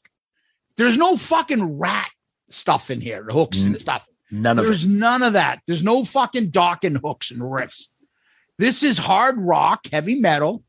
And I think sometimes Bach's vocals make decent songs, great songs, because he can do that. And, when he puts the passion in, I Remember You, you'd probably, anybody else singing that, be like, this song is fucking stupid. Mm-hmm. But when he does it, he fucking makes it into a great song, takes a wasted time into a great song. Maybe other people can't. So for me, overall, I like this album when I got it. It stayed with me. Is it a fucking masterpiece like other people say? I don't think so. But I don't think there's a bad song on here. And I think there's some great ones on here. And I like Sebastian Bach. And it's a shame that these guys couldn't done anything with their careers to continue it and be like a Black Crowes type of band. Can't really sell out a stadium or anything like that, but can do a decent tour every time they go out. Skid Row should be doing the circuit like Tesla. either playing. They should be bigger than Tesla. But that's what I'm saying. Playing small clubs or touring with Def Leppard or like doing those double, triple bill tours, and they're not, and that's a shame. And that's the difference too. The other part is Bret Michaels still looks good despite the wig at his age. Yeah, God bless him, and he's probably better fucking shape than us. But Bach does not have his boyish good looks. No, and anymore. that picture he posted of him with losing weight, that was not. Somebody should have told him that ain't an upgrade, brother. That picture, you look like you're a fucking meth head right now. Stop. Yeah, not good. He's had too many like not even like rock star getting into fights or getting arrested or having a drug habit or stuff. Like stupid shit. Yeah. Like it's like surreal, like in the news, fighting with somebody or other stuff that you're like, why? Like, I don't get it. So, but he's a fucking talent, but obviously he's not talented enough that the guys in the band, like, we want to deal with him anymore. And that's a shame. It is. Yeah. I'll tell you, I was there when the album came out. I'm not only selling the album because of where I work, but I'm also 21 years old and I'm kind of watching everything happen. I remember you plus 18 in Life plus Sebastian's Just Good Looks equaled a platinum album no matter what the fuck was on this album. Mm-hmm. It would have sold no matter what. It would have went number one no matter what because they were that hot at the time. But if you think about it, changing right away. See, were they bigger than Tesla? They could have been, but Tesla didn't turn on their fans at album 2. Right? Tesla started doing different stuff album 4, 5. Mm-hmm. So those fans, the Tesla fans they're rabid, right? They had anybody who listened to Tesla between 96 or 86 and 91, they're going to listen to Tesla forever. Yep. You can't even say that about Skid Row, that if you listen to them 89, 91, that you would listen to Skid Row forever. Yeah, but the difference is, though, a lot of those bands, we don't know what would have happened to them after the fucking grunge invasion and everything else. Like even Guns had their problem. They kind of broke up. We don't know how they would have fared afterwards. They would have been fine. I'm telling you, they would have been fine. I don't know that. I mean, no. Guns would have been fine. Van Halen would have been fine. There's just certain bands that would have been fine. I feel like this album, really, just getting back to the album itself, I feel like the album, because every time I hear or read anything about Slave to the Grind, it's instantly, oh my God, it's so heavy. So heavy. Okay. Is it though? Or is it heavy compared to their debut album? I mean, yeah, it's heavy. It's not Slayer. It's not Metallica. It's not Megadeth. There's some heavy bits to it. Slave to the Grind, the title track is heavy. It's thrashy. But this is just, the guitars are turned up. The lyrics are darker. You're not talking about fucking and sucking and I remember you. I get that. Tom, I feel like the album is tremendously overrated. It's Kiss Dynasty, where it's the disco album. You mean Great point. The first single is the disco album? Okay. Yeah. So Slave to the Grind, that song makes this a speed metal? No, right. I think it's harder than their first. It is one track that's almost thrash, if not thrash. Correct. And then that's it. The rest of it's a little harder than the first. There are a lot. I've mentioned it, a couple songs. I'm like, that could have been on the first album. But Kiss is a perfect example, right? It's too much of a surprise. Yes. So if a Love Gun fan heard I Was Made for Loving You, it's like, what the fuck is this? And you just assume that everything else on that album is going to be the same way. Yep. Yeah, but you also had Beth in 76. So what are you talking about? Right? Beth is not disco.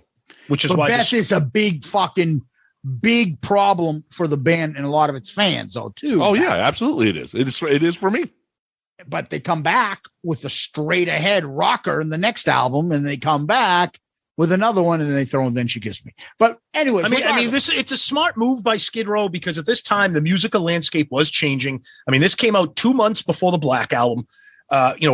Kiss Revenge comes out, not long after this. These bands were doing that stripped down guitar, bass, drum, rock album. They were doing that, but I think we said it, and Jericho said it, and we've been talking about it for 2 hours. They really just grabbed the wheel and turned it a little bit too hard for me. but you were never really into them. I liked their first album. I did, because it attracted, it had that pop metal sensibility. This has none of that. It has none of it. But they do. That's why I compare it to Cinderella, because both that first Cinderella album and this first Skid Row album, desert island for me. Yep. Those two albums are perfect as far as I'm concerned. You don't like Long Cold Winter? No. Let's go. Oh, I like that. I can't wait till we do that one next. No. I like that. So Zeus, as a Skid Row fan, do you prefer this over the debut Skid Row, or do you? I don't prefer either of them. I think I like them as they are. They're a little bit different. The first, I like the first Skid Row album. To me, obviously the two big hits. Yeah. I don't even like Youth Gone Wild and Making a Mess are the three songs I take with me from that album. After that, I think there's nothing wrong with that album. Same like this. I don't think there's one song that sticks out after those three songs for me. I think they're all okay. Yeah, that's a pretty good song. Yeah, I'm not changing the song. Same thing with this. If Creep Show comes on, oh no. Yeah, like shit like that. Like living on a chain gang. Like I like it. I'm gonna listen to it. I ain't gonna turn it off. Well, Similar to a lot of the albums that we've done on this show. I have album review crew on shuffle. Songs that I'm like this. I really, except for half, I have to and I pick Soundgarden. When that comes on, I'm like, I can't listen to this. I don't know what the fuck this is. This fucking Taliban music. I don't know what the fuck it is. I don't know what it is, but it's got to go. Like, other than that, really, there's nothing that I'm like, I can't listen to them. So many of these songs grow on me. So when you start off doing this album, in a month from now, when a certain song from this album comes up, I'd be like, fuck, I had this ranked 9th, but I want to actually hear this song again. Versus the other ones that I had ranked 2 or 3, then I'm like, fast forward. Well, speaking of that, do we want to do our rankings? Yeah, we already got Chris's. Okay. So there's 12 songs. Yep. How do you want to do this one? Sonny, you go first. All right. I'll start by saying, to me, this album's got 4 outstanding songs, 4 good, 2 that are meh, and 2 that are unlistenable. And the worst song on this album is, and that worst on this album is Mud Kicker. That is terrible. 100 times worse than Then She Kissed Me. It's terrible. Man, even Then She Kissed Me isn't a bad song. It just shouldn't be done by Kiss. Agreed. All right, my number 12, just it's so bad. Living on a Chain Gang. It's just so bad. Number 12 for me, Psycho Love. 11 for me. Oh no. Oh man. Stupid fucking Creep Show. Well, my 11 is this was almost my number 12, like you, Sonny. Mud Kicker. Brutal. Here's mud in your eyes. Here's mud in your eyes. Why you motherfucker? There's some mud in your... He sounds like Red from the tuba. You got some fucking mud in your eye. It's Triple H, the game. The mud in your eyes. I got Riot Act as number 11. Okay. Number 10 for me is Get the Fuck Out. Oh boy. What do I got for number 10 for me is Riot Act. Number 10 for me is a mud in your eyes. All right. 9 for me is Riot Act. 9 for me, Slave to the Grind. Wow. Yeah, it's a good song. I just don't want to hear Skid Row try to be Metallica. Just be Skid Row. Living on a Chain Gang, number 9. 8 for me, Psycho Love.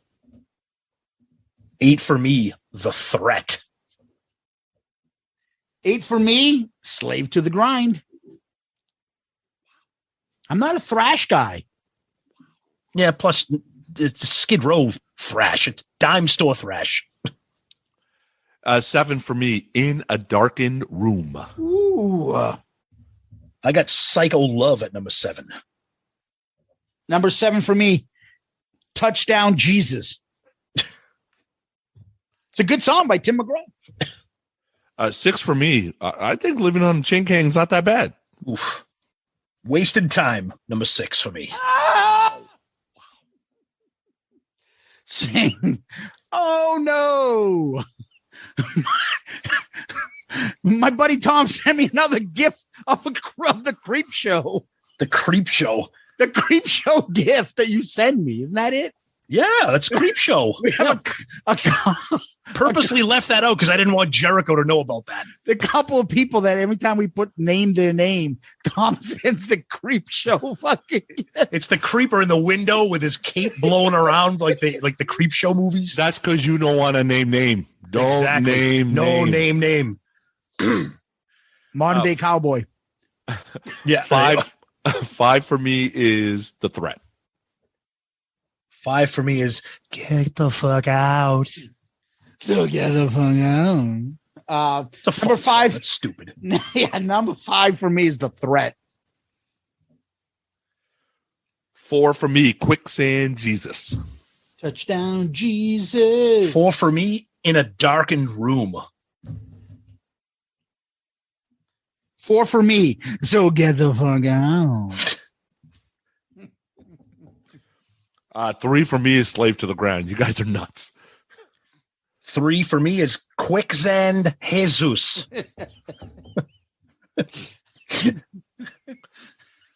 Who doesn't want to wear the ribbon? Who does not want to wear the ribbon? Touchdown Jesus. I saw Touchdown Jesus when I went to the Bruins Winter Classic game at Notre Dame. That's right. When the Bruins played the Blackhawks. Yep. And I saw it was at Notre Dame Stadium, which was fucking just incredible. Nice. It was beautiful. Yeah. Number 3 for me, In a Darkened Room. 2 for me, Monkey Business. Oh. 2 for me. Oh no. Dun, dun, dun, dun, dun, dun, dun, dun, dun, dun, dun. Isn't a Creep Show like fucking some porn thing? No, that's a peep show. That's a peep show. Yeah, but I think Creep Show like a creepy guy, like creep. What else would it be? My baby's in a fucking Creep Show. She's in a horror movie. I don't know. I'm telling you, a Creep Show is like a fucking like for creeps, like for fucking like porn guys. I don't know. And that's why he's all pissed off. Either way, that's my number 2. Number 2 for me, Wasted Time by the Eagles. Number 1 for me, thank God it's not the Eagles. Wasted Time. Wow. And number 1 for me in Zeus apparently is Monkey Business. Monkey Business is the best song and probably one of the best fucking, it's going to be a top song for a lot of us as a fucking opener, as anything on this fucking song rips. The song, to this day, the song still kills it. And then he just does it. Yeah. It's awesome. And he's got cowbell. Yeah. Oh, absolutely. It does. Yep. All right. Now we get to the fun part, right? Rankings, album cover and album itself. Oh, wait. We need Vince McMahon to finish up adding. Oh, he's going to. Oh, I'm sorry. He's incorporating. Gotcha. Sorry. What is he talking about here? Yeah. So so the top 4, number 4, Slave to the Grind, because both Jericho and I had it in our top 3. Number 3 is In a Darkened Room, which Jericho had at 7. Number 2 is Wasted Time, which all of us had it pretty good. And number 1, because 3 out of our us 4 had it at number 1, is Monkey Business. Mm-hmm. Yeah, and you had it too, so it's just there, with everything. Yeah, wow. I just at Wasted Time, like the stuff that Bach is doing on that song. It's a great song. Like, God, I don't know anybody else that can do this. It's a great song. Yep. What are you talking about? The guy at Dangerous Toys is hitting those notes every night. Yeah. What are you talking about? Chip Zanoff can do that. Hey, you asked for it. He's doing meet and greets now. Yeah, I wanted it. No, Joey Casada and Chris Jericho asked for it. That's it. They love enough. They love Enough's Enough. Yes. All right. So we're gonna start doing the rankings for album covers. So these are the albums that we've done so far. Appetite for Destruction, Slide It In, OU812, Super Unknown, Pyromania, Load, Peace of Mind, Bon Jovi, Blizzard of Oz, Jar of Flies, Winger, Single Soundtrack, Mechanical Resonance, Odyssey, Hailstorm, Detonator, Highway to Hell, Once Bitten, Look What the Cat Dragged In, Hotel California, Back for the Attack, 10, Bad English, Down to Earth, Shout at the Devil, and now Slave to the Grind. So, Tom, you want to read your top 5? Yes. So my album covers. All right. My top 5 album covers are Blizzard of Oz, Highway to Hell, Peace of Mind, Appetite for Destruction, and Pyromania. I am going to put the cover for Slave to the Grind at number 12. It's going to be right below Hotel California and right above Hailstorm. For me, my top 5, number 5, Blizzard of Oz, 4, Once Bitten, 3, Hotel California, 2, Slide It In, number 1 is Peace of Mind. Slave to the Grind is ending up at number 9 for me, in between Highway to Hell and Shout at the Devil. Okay. So for me, my top 5 is Hotel California, Blizzard of Oz, Appetite for Destruction, Peace of Mind, Slide It In. Slave to the Grind is going to go at number 14, right underneath Mechanical Resonance, but above Super Unknown. Cool. All right. Comes the fun part, ranking the album. All right. My top 5 album rankings. Number 5, Pyromania. 4, Single Soundtrack. 3, Mechanical Resonance. 2, 10. And number 1, Shout at the Devil. All right. And where do I put Slave to the Grind? My dearest Patreon people. It is going at number 22. It's going below Down to Earth by Rainbow and right above Bad English. No way would I think it's above Down to Earth. You seem like you gave it way more compliments. Yeah, well, I think Jericho had a good point. Too many songs. I mean, I know, too many songs because there are a couple of strong songs. Monkey Business is good. The ballads are good. Just too much junk, too much filler. Okay, but Monkey Business alone carries a lot of weight for me. Gotcha. My top 5, I had Once Bitten, 4, Mechanical Resonance, 3, Appetite, 2, Slide It In, and number 1 for me was Hailstorm. This album for me, Slave to the Grind, is going at number 12, right below Bon Jovi and above Highway to Hell. Couple of reasons. One, Wasted Time is amazing. There are songs that I go back to on this album, not all of them. And it's because of when it came out. Like, it's hitting right at the bang zone of where I am loving everything that's coming out. I bought this thing first day, both the clean and the dirty copy. I bought the home video. I saw him live twice. Like, I was all over Skid Row. Over time, Sebastian's kind of got old for me, but yeah, I got it at number 12. All right. So you guys are probably going to imagine that my rankings are going to be higher than all of yours. So here we go. Number 1 for me was Hotel California. 2, Blizzard of Oz. Pyromania, number 3. Appetite for Destruction, 4, and Back for the Attack at 5. Where am I putting this? I am putting this at number 18. Wow, I thought you'd have it way higher than that.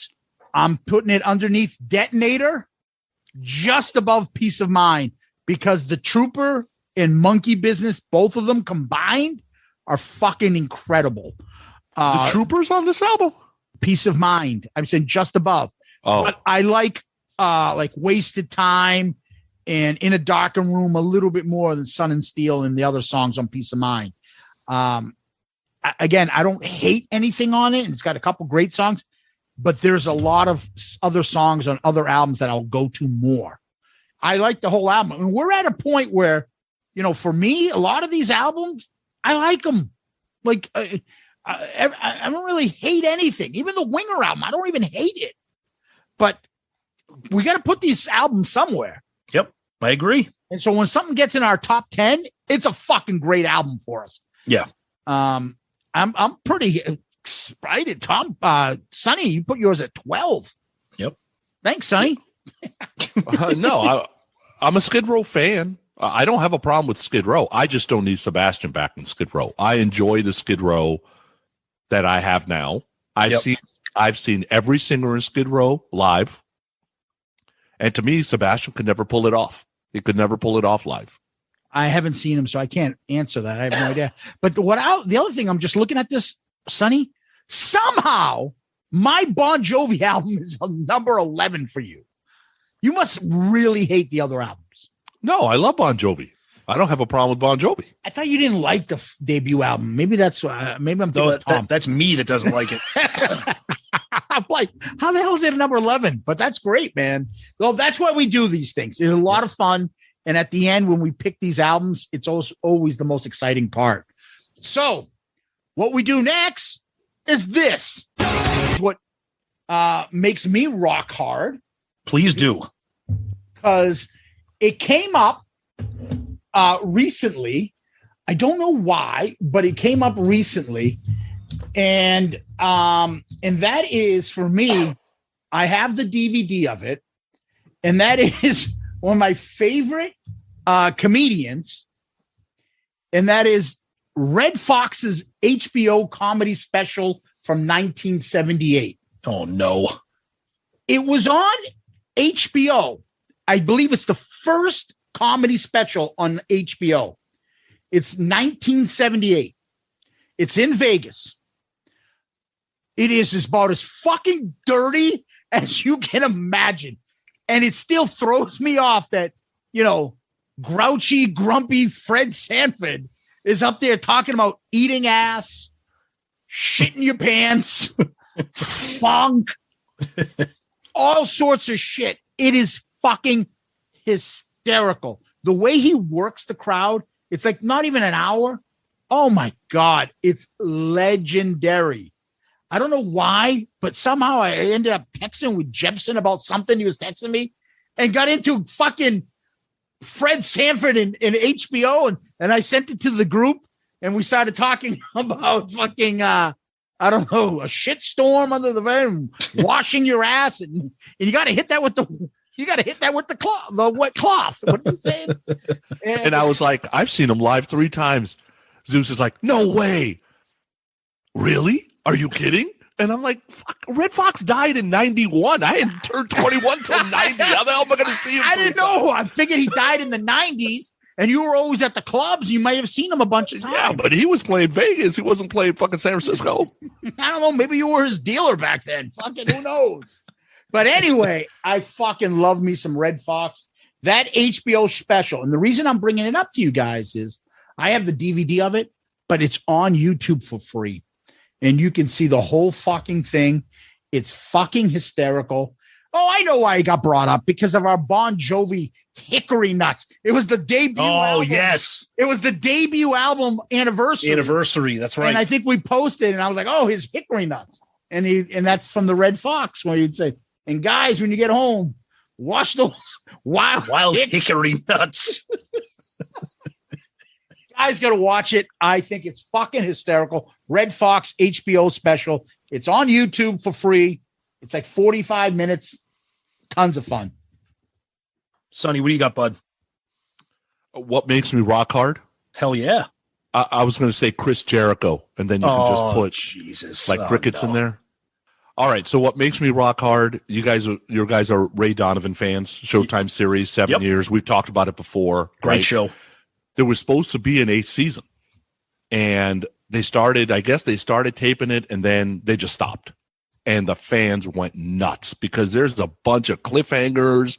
They didn't finish off the stories. The 8th season was supposed to be the final season, and it's supposed to answer all these questions about what had happened the first 2 or 3 seasons, and nobody knows why they were in the situation they were in.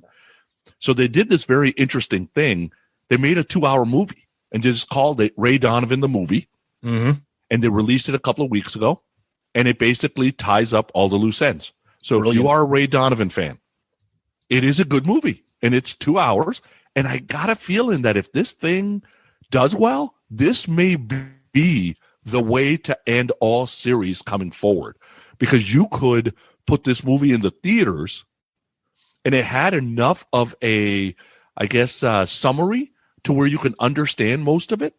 And you would not only clip off everything that was hanging out there for the fans in the theaters, but you would bring in new fans that want to know what happened the prior 7 seasons. So this could be the way to go. But if you haven't seen Ray Donovan, the movie, it stitches everything up nice and tight. And it's, like I said, it's a good way for a series that's going to get canceled for, whatever reason. Maybe Shriver wasn't making enough money. Who knows what the hell the reason was. So I don't know if you guys, have you guys seen the movie? No, because I never ended up finishing the show. I think I had I drifted off. So I watched like the first 4 or 5 seasons of the show, and then I kind of fell off the map. But now that I know that this movie is back, I'm going to try to pick it back up so that I can finish off the movie. It's a great show. Yeah. Yeah, it is. Well, speaking of shows, we're recording on Saturday, the 22nd, and Friday, the 21st, season 4, part 1 of season 4 for one of my all-time favorite shows dropped on Netflix, and that is Ozark. My God. If you guys aren't watching Ozark, you are missing one of the great TV shows in streaming history. It's got Jason Bateman, Laura Linney. It's like, I would compare it loosely to a Breaking Bad type thing, but it's much, much different. But it's like that. It's people just getting wrapped into drugs and money and businesses, and it's amazing. The acting is fantastic. The writing is fantastic. The action, the drama. It's been a long time. If you follow shows on Netflix or any of these streaming shows, you know that it's a long time in between seasons. And this was a long time coming. Part 1 of season 4, like I said, it dropped yesterday. It's 7 episodes. For some reason, they wanted to get these 7 episodes out. The second half of season 4 is supposed to drop at the end of the year. But I'm telling you, if you haven't watched Ozark, start it. It's amazing. Fucking one of the best shows. Sonny, where can we find you? I'm easy. Twitter, Facebook, I'm easy to find. And I'm also on Podcast Rock City. We're the number 75 KISS podcast in the world. So we're wonderful. And Growing Up Rock, we're number 536 in the rock category. So we're wonderful. But yeah, check me out there. You punk ass. I don't think there's 75. I think they're probably about 50 KISS podcasts. There's 2. There's only 2? Yeah. Okay. I don't know. Tom, what about us? You can find us, our email, shoutitoutloudcast@gmail.com, shoutitoutloudcast@gmail.com. We're on all the social medias, Twitter, Facebook, Instagram. You can send us direct messages. If you're listening to us for the first time, we are an all KISS podcast. We drop new KISS episodes every Saturday. And then we drop these album review crew episodes once a month with Sonny and occasionally Jericho. He joined us on the Poison Look What the Cat Dragged In episode not long ago. You can check us out. We're on, like I said, all the social medias and our email. Reach out to us. Let us know what you think of Skid Row, Slave to the Grind. Yeah, people can email us at shoutitoutloudcast@gmail.com, shoutitoutloudcast@gmail.com. DM us on our Twitter, Facebook, Instagram accounts. Those are always open to us. Either way, either through email or the DMs. We always read them. Sometimes we don't get to them to reply, but we try to do as much as we can to keep up with everything. Don't forget our Patreon account, Patreon account. That you can find us on the app, or you can find it at patreon.com, or you can actually find it in the episode notes when you find this podcast. Please give us one of those 5-star child reviews. You can do that on Apple iTunes. You can do it on podchaser.com, even Spotify now, I believe you can. Mm-hmm. And don't forget our fantastic YouTube channel, which is constantly growing. Feel free to subscribe to us there. We'd appreciate it. And if any of your Shout It Out Loudcast merch. You can go to clicktshop.com for all your Shout It Out Loudcast merch. What we usually do at this point, we go to famous last words, and that's lyrics of the songs. Let's start off with our buddy Sonny. What do you got? Paranoid delusions. They haunt you. Where's my friend I used to know? He's all alone. He's buried deep within, a carcass searching for a soul. Ooh. Well, my jaw dropped dead to the table. She put my cool in shock. Crack kills and blood spills, baby. But psychos, dykes, and transvestites are on the chopping block. Well, I puke. I stink, bitch. Give me a drink. Because I'm paying for the room. I ain't buying you breakfast. So keep your mouth busy and wrap your lips all around my attitude. Oh, God. Fucking Gene is so jealous. Oh, yeah. Chris Jericho, Tom, Sonny, Loudcasters, Kiss Army, all of the above. Thank you. Yeah, always a good time. And I didn't know Chris was coming. That was a surprise, but it worked out okay. Had a great time. This was awesome. Chris, thank you so much, buddy. Sonny, always a blast. Patreon people, thank you. I may not have loved the album top to bottom, but I love that you guys got a say in our pick. So Patreon people, thank you for voting on Slave to the Grind. And Zeus, as always, thank you, my friend. Peace out, Girl Scout. Now get the fuck out. I think we got a new ending.